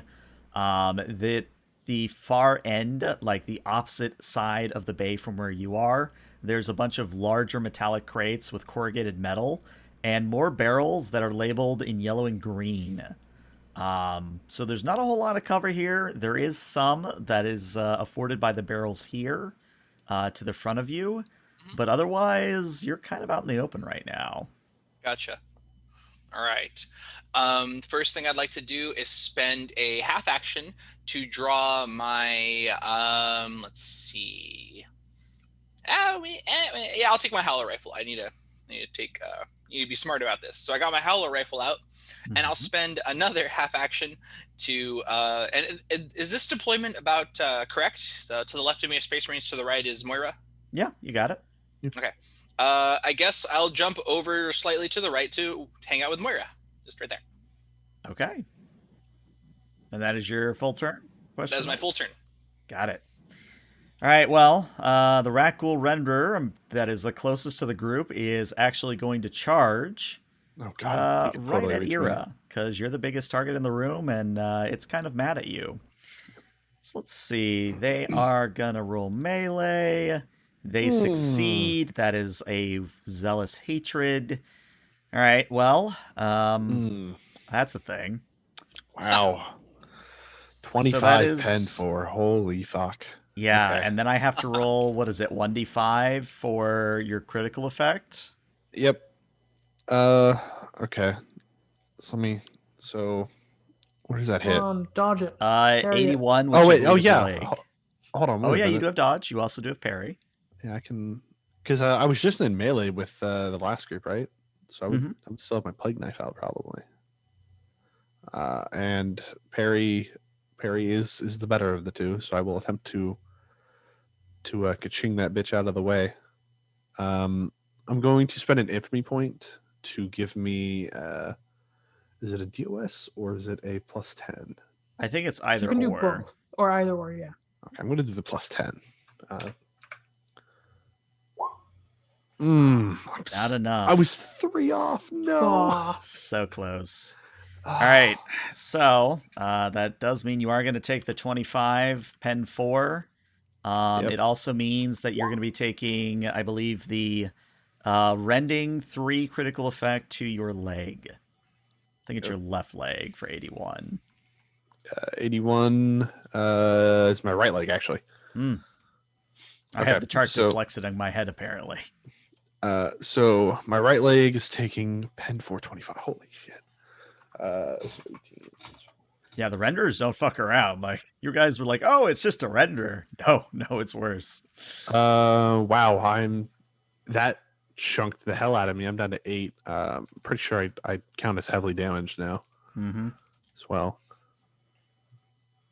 So yeah, as the render runs forward with its implanted mono blades, almost like oh god, what's that character in Mortal Kombat that like has the Ara? blades? Yeah. Baraka. Yeah, Baraka, so that's what it is. as almost in Baraka fashion, as they come at you and just stab and slice, Ira, I think it's probably safe for me to say that for a mortal being, you definitely didn't expect that attack, or at least the severity or the savagery of the attack, and it hurts. Like, Nurgle is all about, not feeling pain and all that. Somehow this attack gets to you. Yeah. So what is the critical effect? It's three rending to your leg. Again, my PDF is acting up, so I just need to find the chart and put it in Roll20 is what I need to do. Let me see if I can find the chart. Here it is.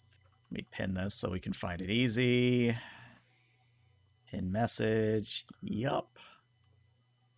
All right, let's see. Legs, rending damage. The attack rips a length of flesh from the leg. The target suffers 1d5 agility damage and suffers blood loss. Which I don't think Space Marines even get blood loss, do they? We do, but we have an only 5% instead of a 10%. Well, it does just say you suffer it, so Yeah, I'm out bleeding until I fix myself. So how much agility damage? Sorry. just one. Okay. Put down 30, and then I'll mark down that my actual is 31. And that is going to be the Rak'gol render's entire turn.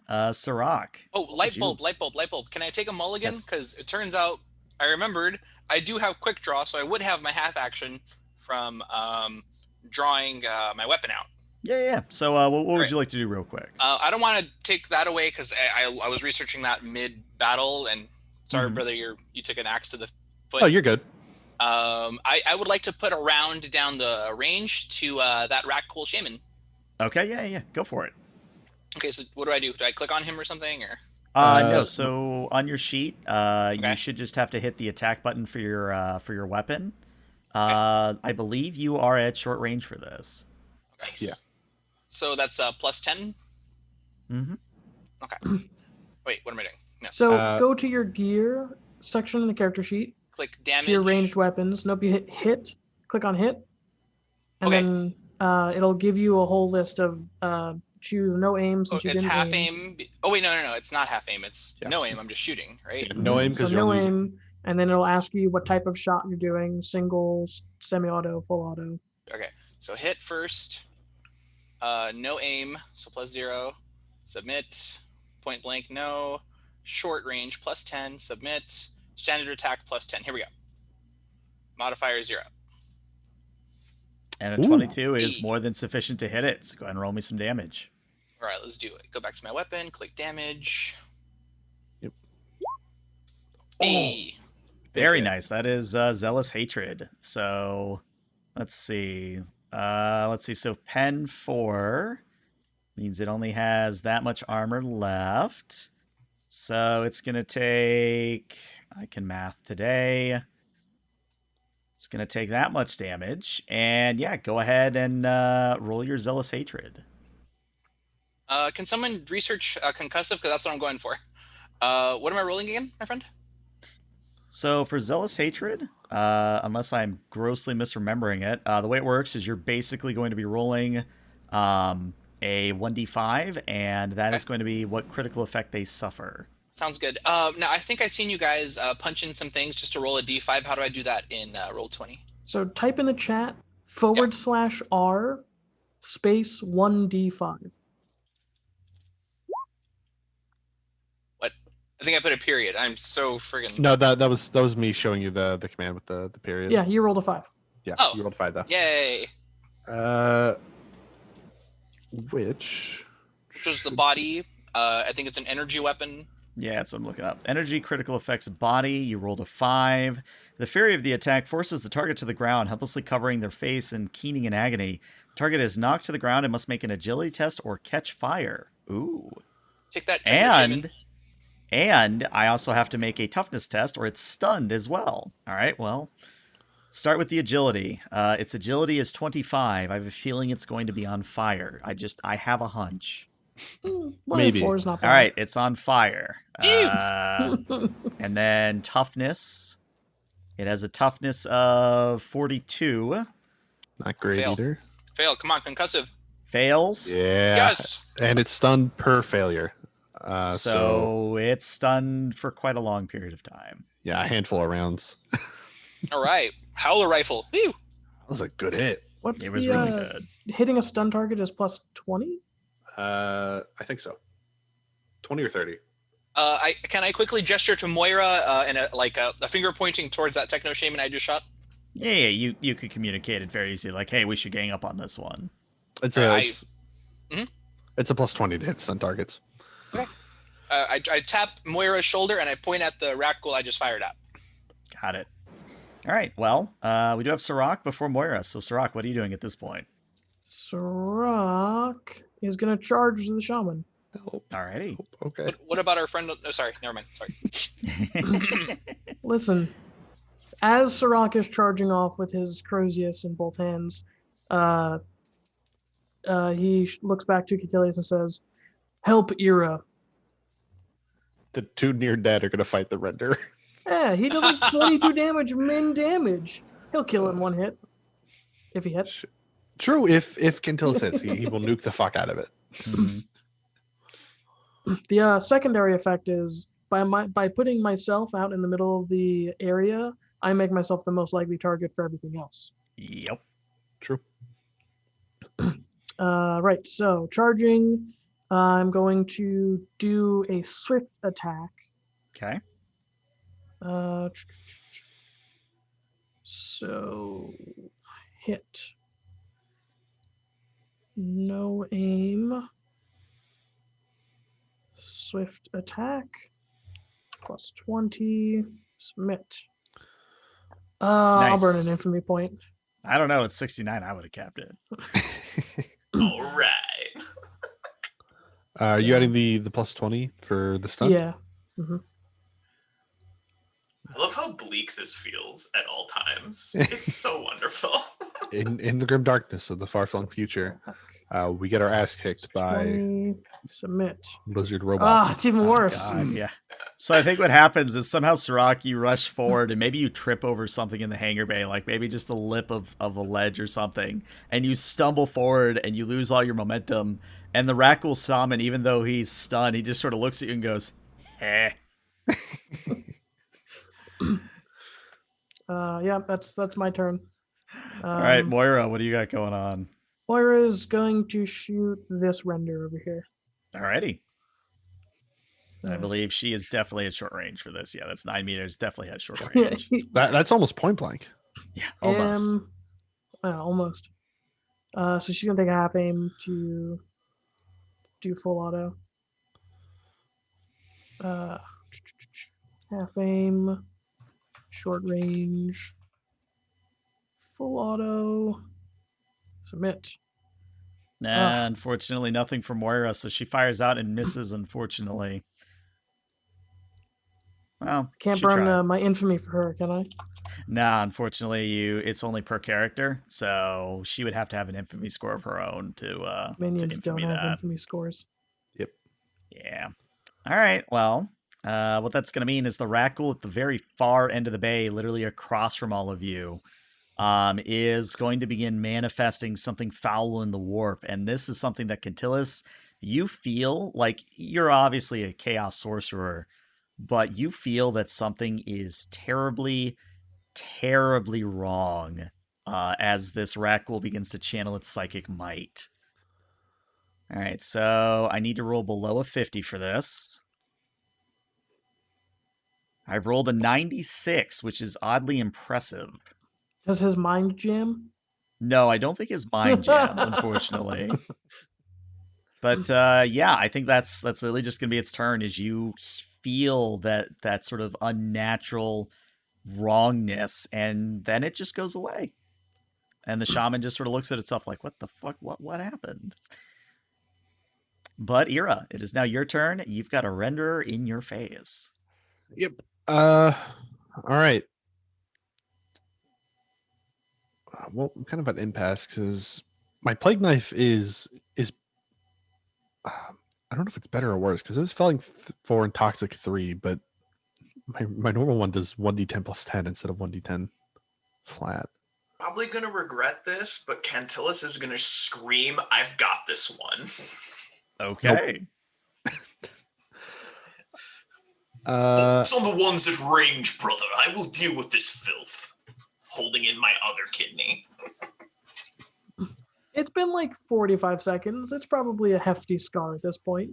Yeah, you are Marine. No, I'm gonna give it a stab, Okay. and then I might move on after the stab, but I'm gonna give it at least an attempt. All right. Stabby stab away. And all right, stab. That would be an 82. Yeah, no. Okay. And then I'm going to burn an infamy point to regain some health. Okay. Because you can do that? You can. Why didn't anyone tell me? Because I forgot about it until right now. Yeah. I didn't even know that you could do that. I think it's what, 1d5 health that you get back? Something like that. But Nurgle stacks it up. I just got to go find where it is. Well, as you deal with that, we're actually going to, well, this Techno Shaman is stunned, so it doesn't do anything. Cantilus, it is now your turn. Well, I'm going to do the thing that's probably going to get me killed, but you know what? YOLO swag 420 Cantilus it. Let's go. All right. 40k20. 40k20. There it There you is. go. I love you, Catatonia. You're the man. I hate that as much as I love that. Yeah, that's fair. Okay, so I am going to use my force blade, force sword, and if I can get to the right page. Okay, so swing and I'm not aiming. I'm just gonna go all out. Like at this point, like let's just do it. Let's get wild. Any modifiers? No, unfortunately. Actually, we are ganging up. Oh yeah, you are, because you are in melee. So I think it's a plus 10 because there's 2 of us. Do you have double team? I do not. Okay, then yeah, I think it's just a plus 10. I'm good with that. 79 is more than sufficient, and Yeah. now And then damage is going to matter. Yeah. Now I have to roll a psychic test to channel my psychic power. I'm trying to remember how the force sword works. Yeah, Help so- me, Fable. No, I don't think so. Oh wait, it does extra damage. I think if you do that, right? Yeah, so Yeah. go to the Psychona tab. I am on there. Okay. On under the focus power, click willpower. Willpower. Yep. In the modifier thing, enter how 5 times your PR. So what's Okay. your PR? It is 3. Okay, so enter 15 into that modifier Okay, done. and then submit. And now the Rak'gol has I'm to doing make it. I'm assuming unfettered. if that's what you want to do it at. I guess. I don't know. Unfettered is the standard one. Okay, holy shit. That's a really lot. good one. Now the Rak'gol has to make a willpower test in opposition of that. Which I'm pretty sure, unless it rolls like a 1 through a 10, it ain't going to pass. Yeah, it doesn't pass. So you now roll 1d10 that ignores armor and toughness per DOS that you be. So 1 for beating, 24, 34, 54, It's 64, 6 74. degrees of success. Yeah. So 60-10 on top of your normal damage. Mm-hmm.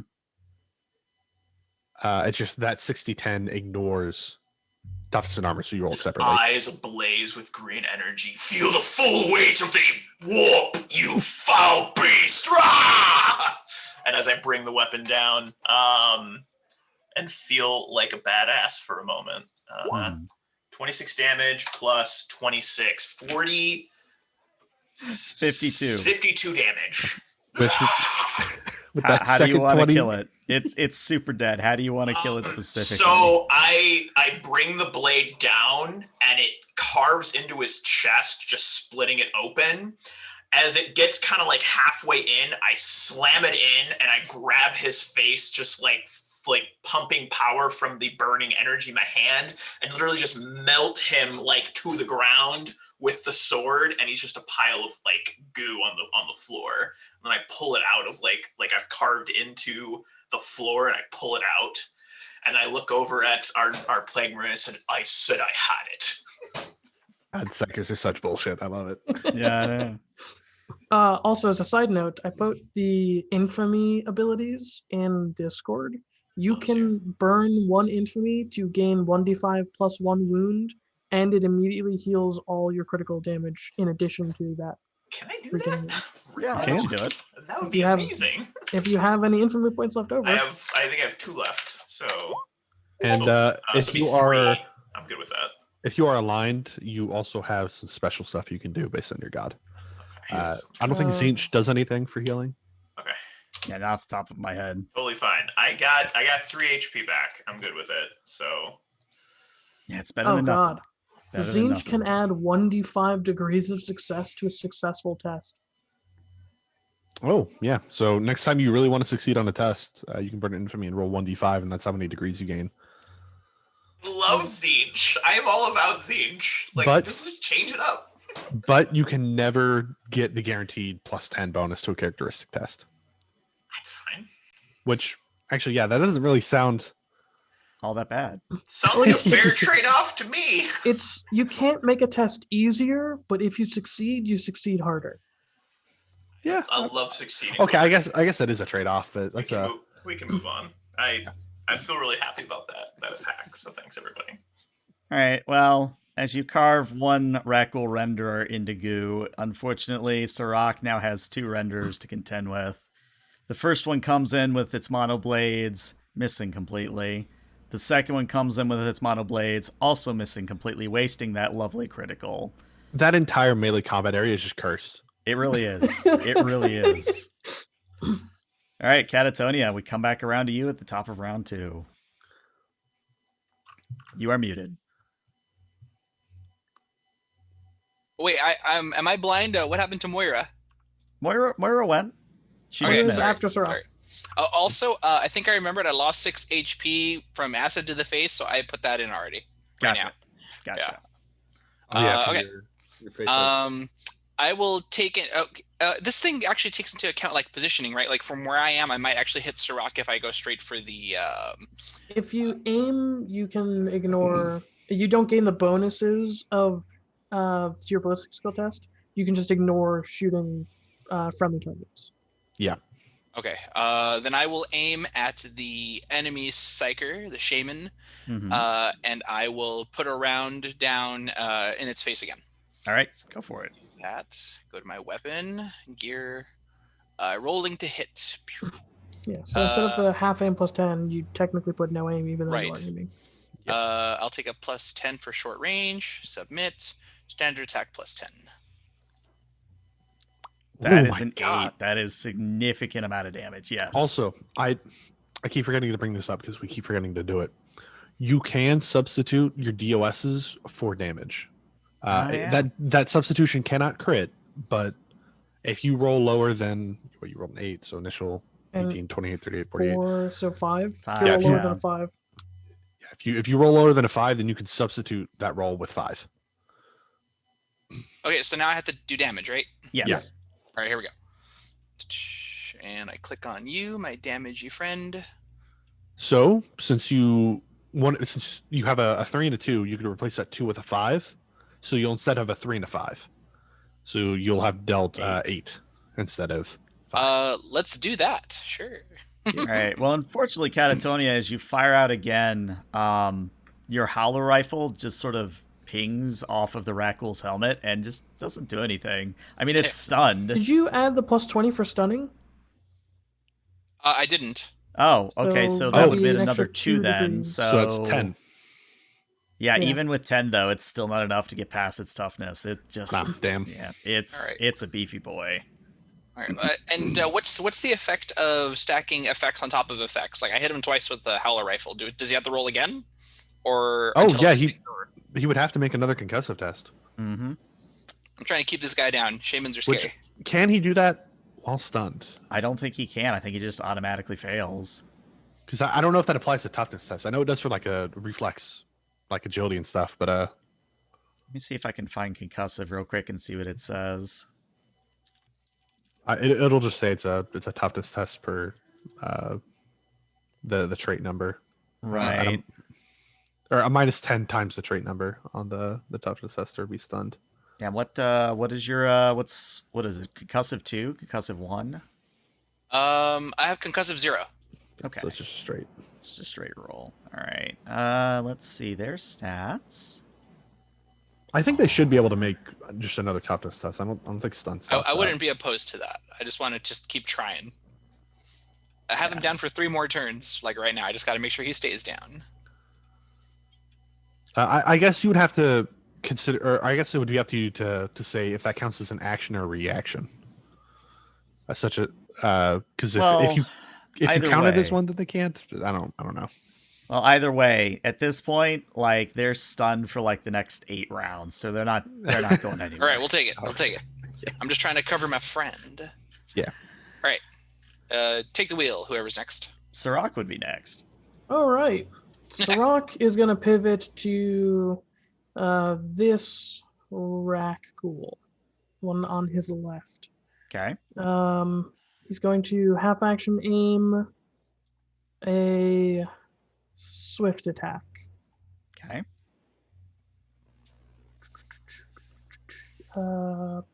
Hit. Half aim. Swift. Submit. That is an 86, unfortunately. We got 1 free infamy, right? At the beginning? Or was that just Just Era has it. just Era? Okay, Yeah. so then I have yeah, I'll burn another infamy to try and do it again. I believe this is the one. Is it though? Hit. I vote it Half is. aim. Swift. Well, That So was not the close. No. So close. Yeah, so you're swinging away. It's almost like one of those comical, like cartoony slap fights where you're just kind of like, and you're flailing your arms, and the Rak'gol's flailing its arms, and none of you are actually it's hitting making each an other. impressive cling, cling, cling noise, but nothing substantial. All right, well, Moira, what is Moira gonna do about this whole mess? Moira is gonna half action aim and shoot the shaman in the back.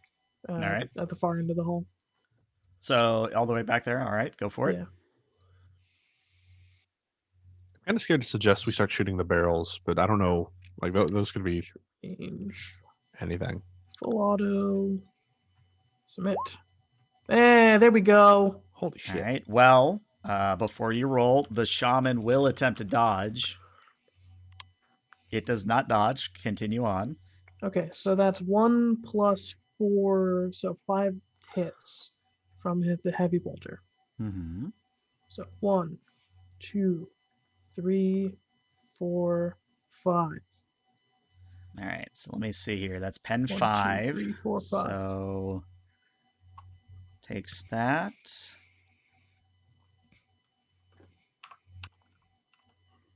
So it where does a 3 hit initially?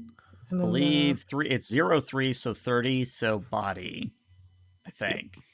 Actually might be right arm. Let me double check. No, it's the left arm. Left arm. Okay. and then wherever the additional hit chart is. Yeah, I think it should walk into the chest. Let me. Yeah, so I'm calculating damage here. I think it absolutely has to pass this willpower test to manifest this power, or it just goes. It's going to die if it doesn't manifest this power. So, in the sake of interest, it's going to attempt to manifest a power. So as the bolt shells fly at it, again, this time everybody feels the sense of wrongness as the techno shaman begins to manifest something unholy. But it doesn't matter because enough bolter cells slam into it that it turns into chunky salsa. Ooh. Yeah, so it would have gone arm, body, head, body. Mhm. So you Oh, damn. so you just ripped the shit out of just the entire like left side of its body. Yeah, there's Moira for nothing the left win. of that. Yeah, Moira for the win, exactly. Yeah, heavy bolters are pretty strong. All right, I'm gonna half move over to here, to Okay, the left, over to your left. and I'm going to fire with my other half action on that Rak'gol renderer right there. All right. And I should mention I do have quick draw, so I'm swapping out obviously between my knife and my combi bolter. Okay. All right, so no aim. Actually, am I close enough for that to be? No, I don't think I am. Yeah, 4 meters. Hold on. Is there any way for me to have actually gotten? No, I'm permanently going to be one off from point blank. Oh, that's so close yet so far. Mhm. All right, short, semi-auto. 12 is more than Corruption. sufficient. Yeah, so 12.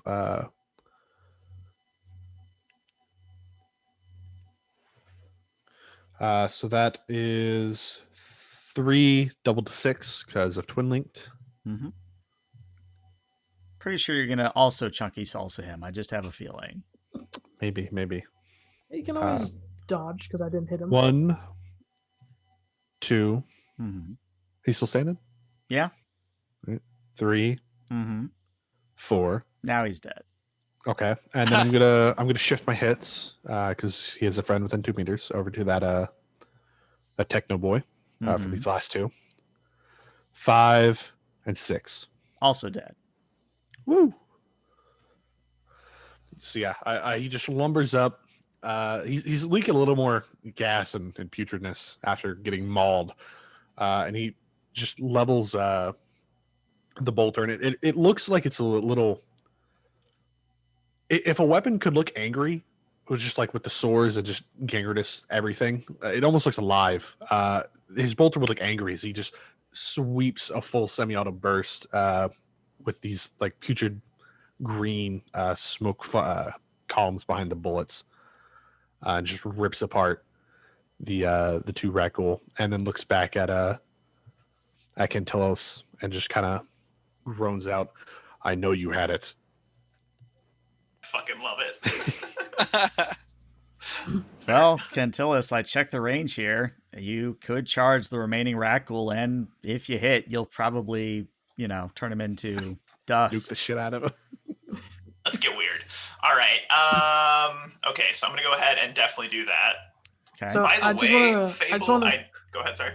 No, yeah, you go first. No, I was gonna say Fable, fucking love that line. That was classic. I knew you had him. You're damn right. So, as Quintilius charges up next to Sirach, in the middle of battling the render and keeping it occupied, says, "I'm glad to see you've recovered."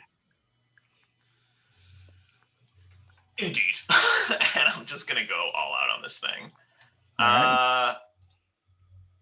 Yeah. Boomski. Yeah, you hit him. For giggles, he can't parry, but he can dodge. He doesn't dodge. He dodges into the sword. And then you remember how to do force? Yes, I think I do. Let's see if I remember. So I gotta go make a willpower check. Mhm. I get for my thingy, I do unfettered. I got it. That's a 44. That's a 44. Everybody, we got a 44. Uh-oh. It's time for the perils. Well, phenomena then perils. So Yay. you're gonna Wait. kill it. Like, there's no doubt you're gonna kill it. Sorcerer. I believe as a Armand's gift thing, I get to re-roll, don't I?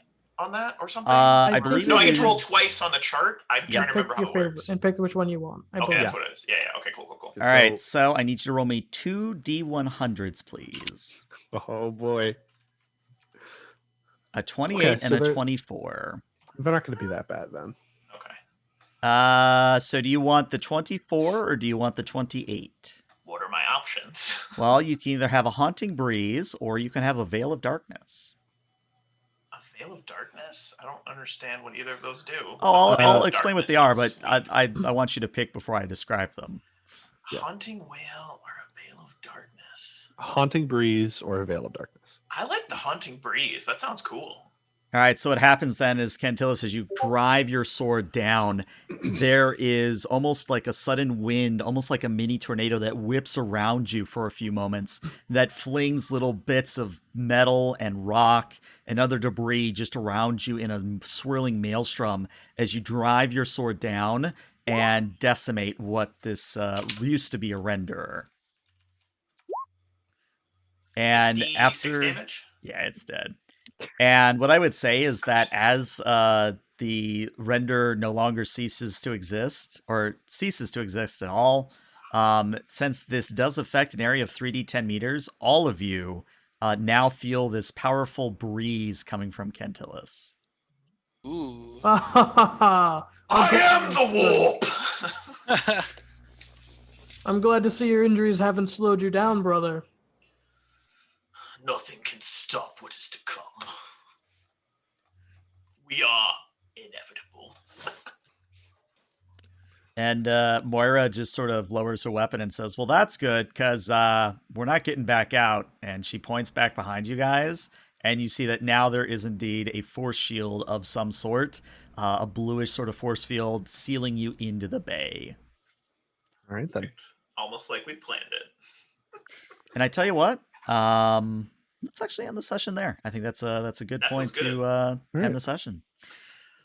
We've got our Force foothold in the weapons set. are fucking awesome. Oh, they are. They are. They Suckers in are. I'm gonna general build my are- character to be non-melee. He's gonna be melee because that's just fucking awesome. Yeah, melee. Psychics in general are just so good. So good. That's why we get excited when you roll doubles, because we get to roll on the chart. So Yeah.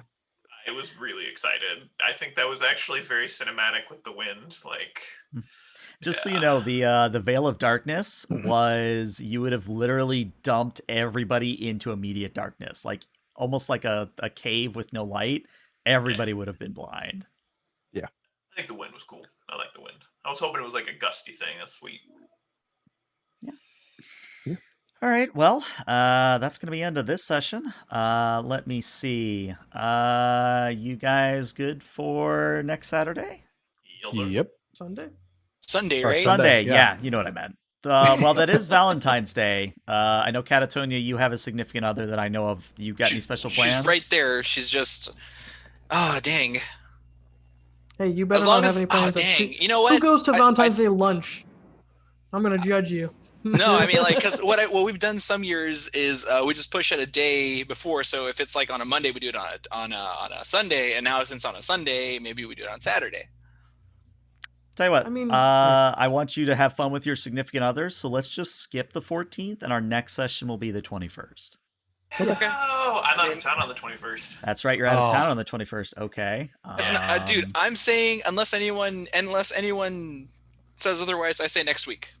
Next week? Sunday's okay for me. I mean, I have no plans with the missus because we literally see each other every single day. It's not that we don't want to celebrate it, but like we don't really celebrate Valentine's Day. Like, so I'm good. yeah, I'm good. I I'm might also- I might take her out for like a steak dinner in the morning See? or something, or like a lunch. But like I'm gonna Yeah. be free by 2. Like Steak that's dinner in it. the morning. Maybe Yeah. sushi on my end. This guy. Right. I love you, George. Well, I think that what that means is we're going to have Black Crusade on Valentine's Day. I'll try to find something Yes. thematically appropriate. But yeah, YouTube, this is where we say goodbye. Twitch, stick around for a little bit longer because we're going to raid somebody. But bye, YouTube. Bye, YouTube. So I hope.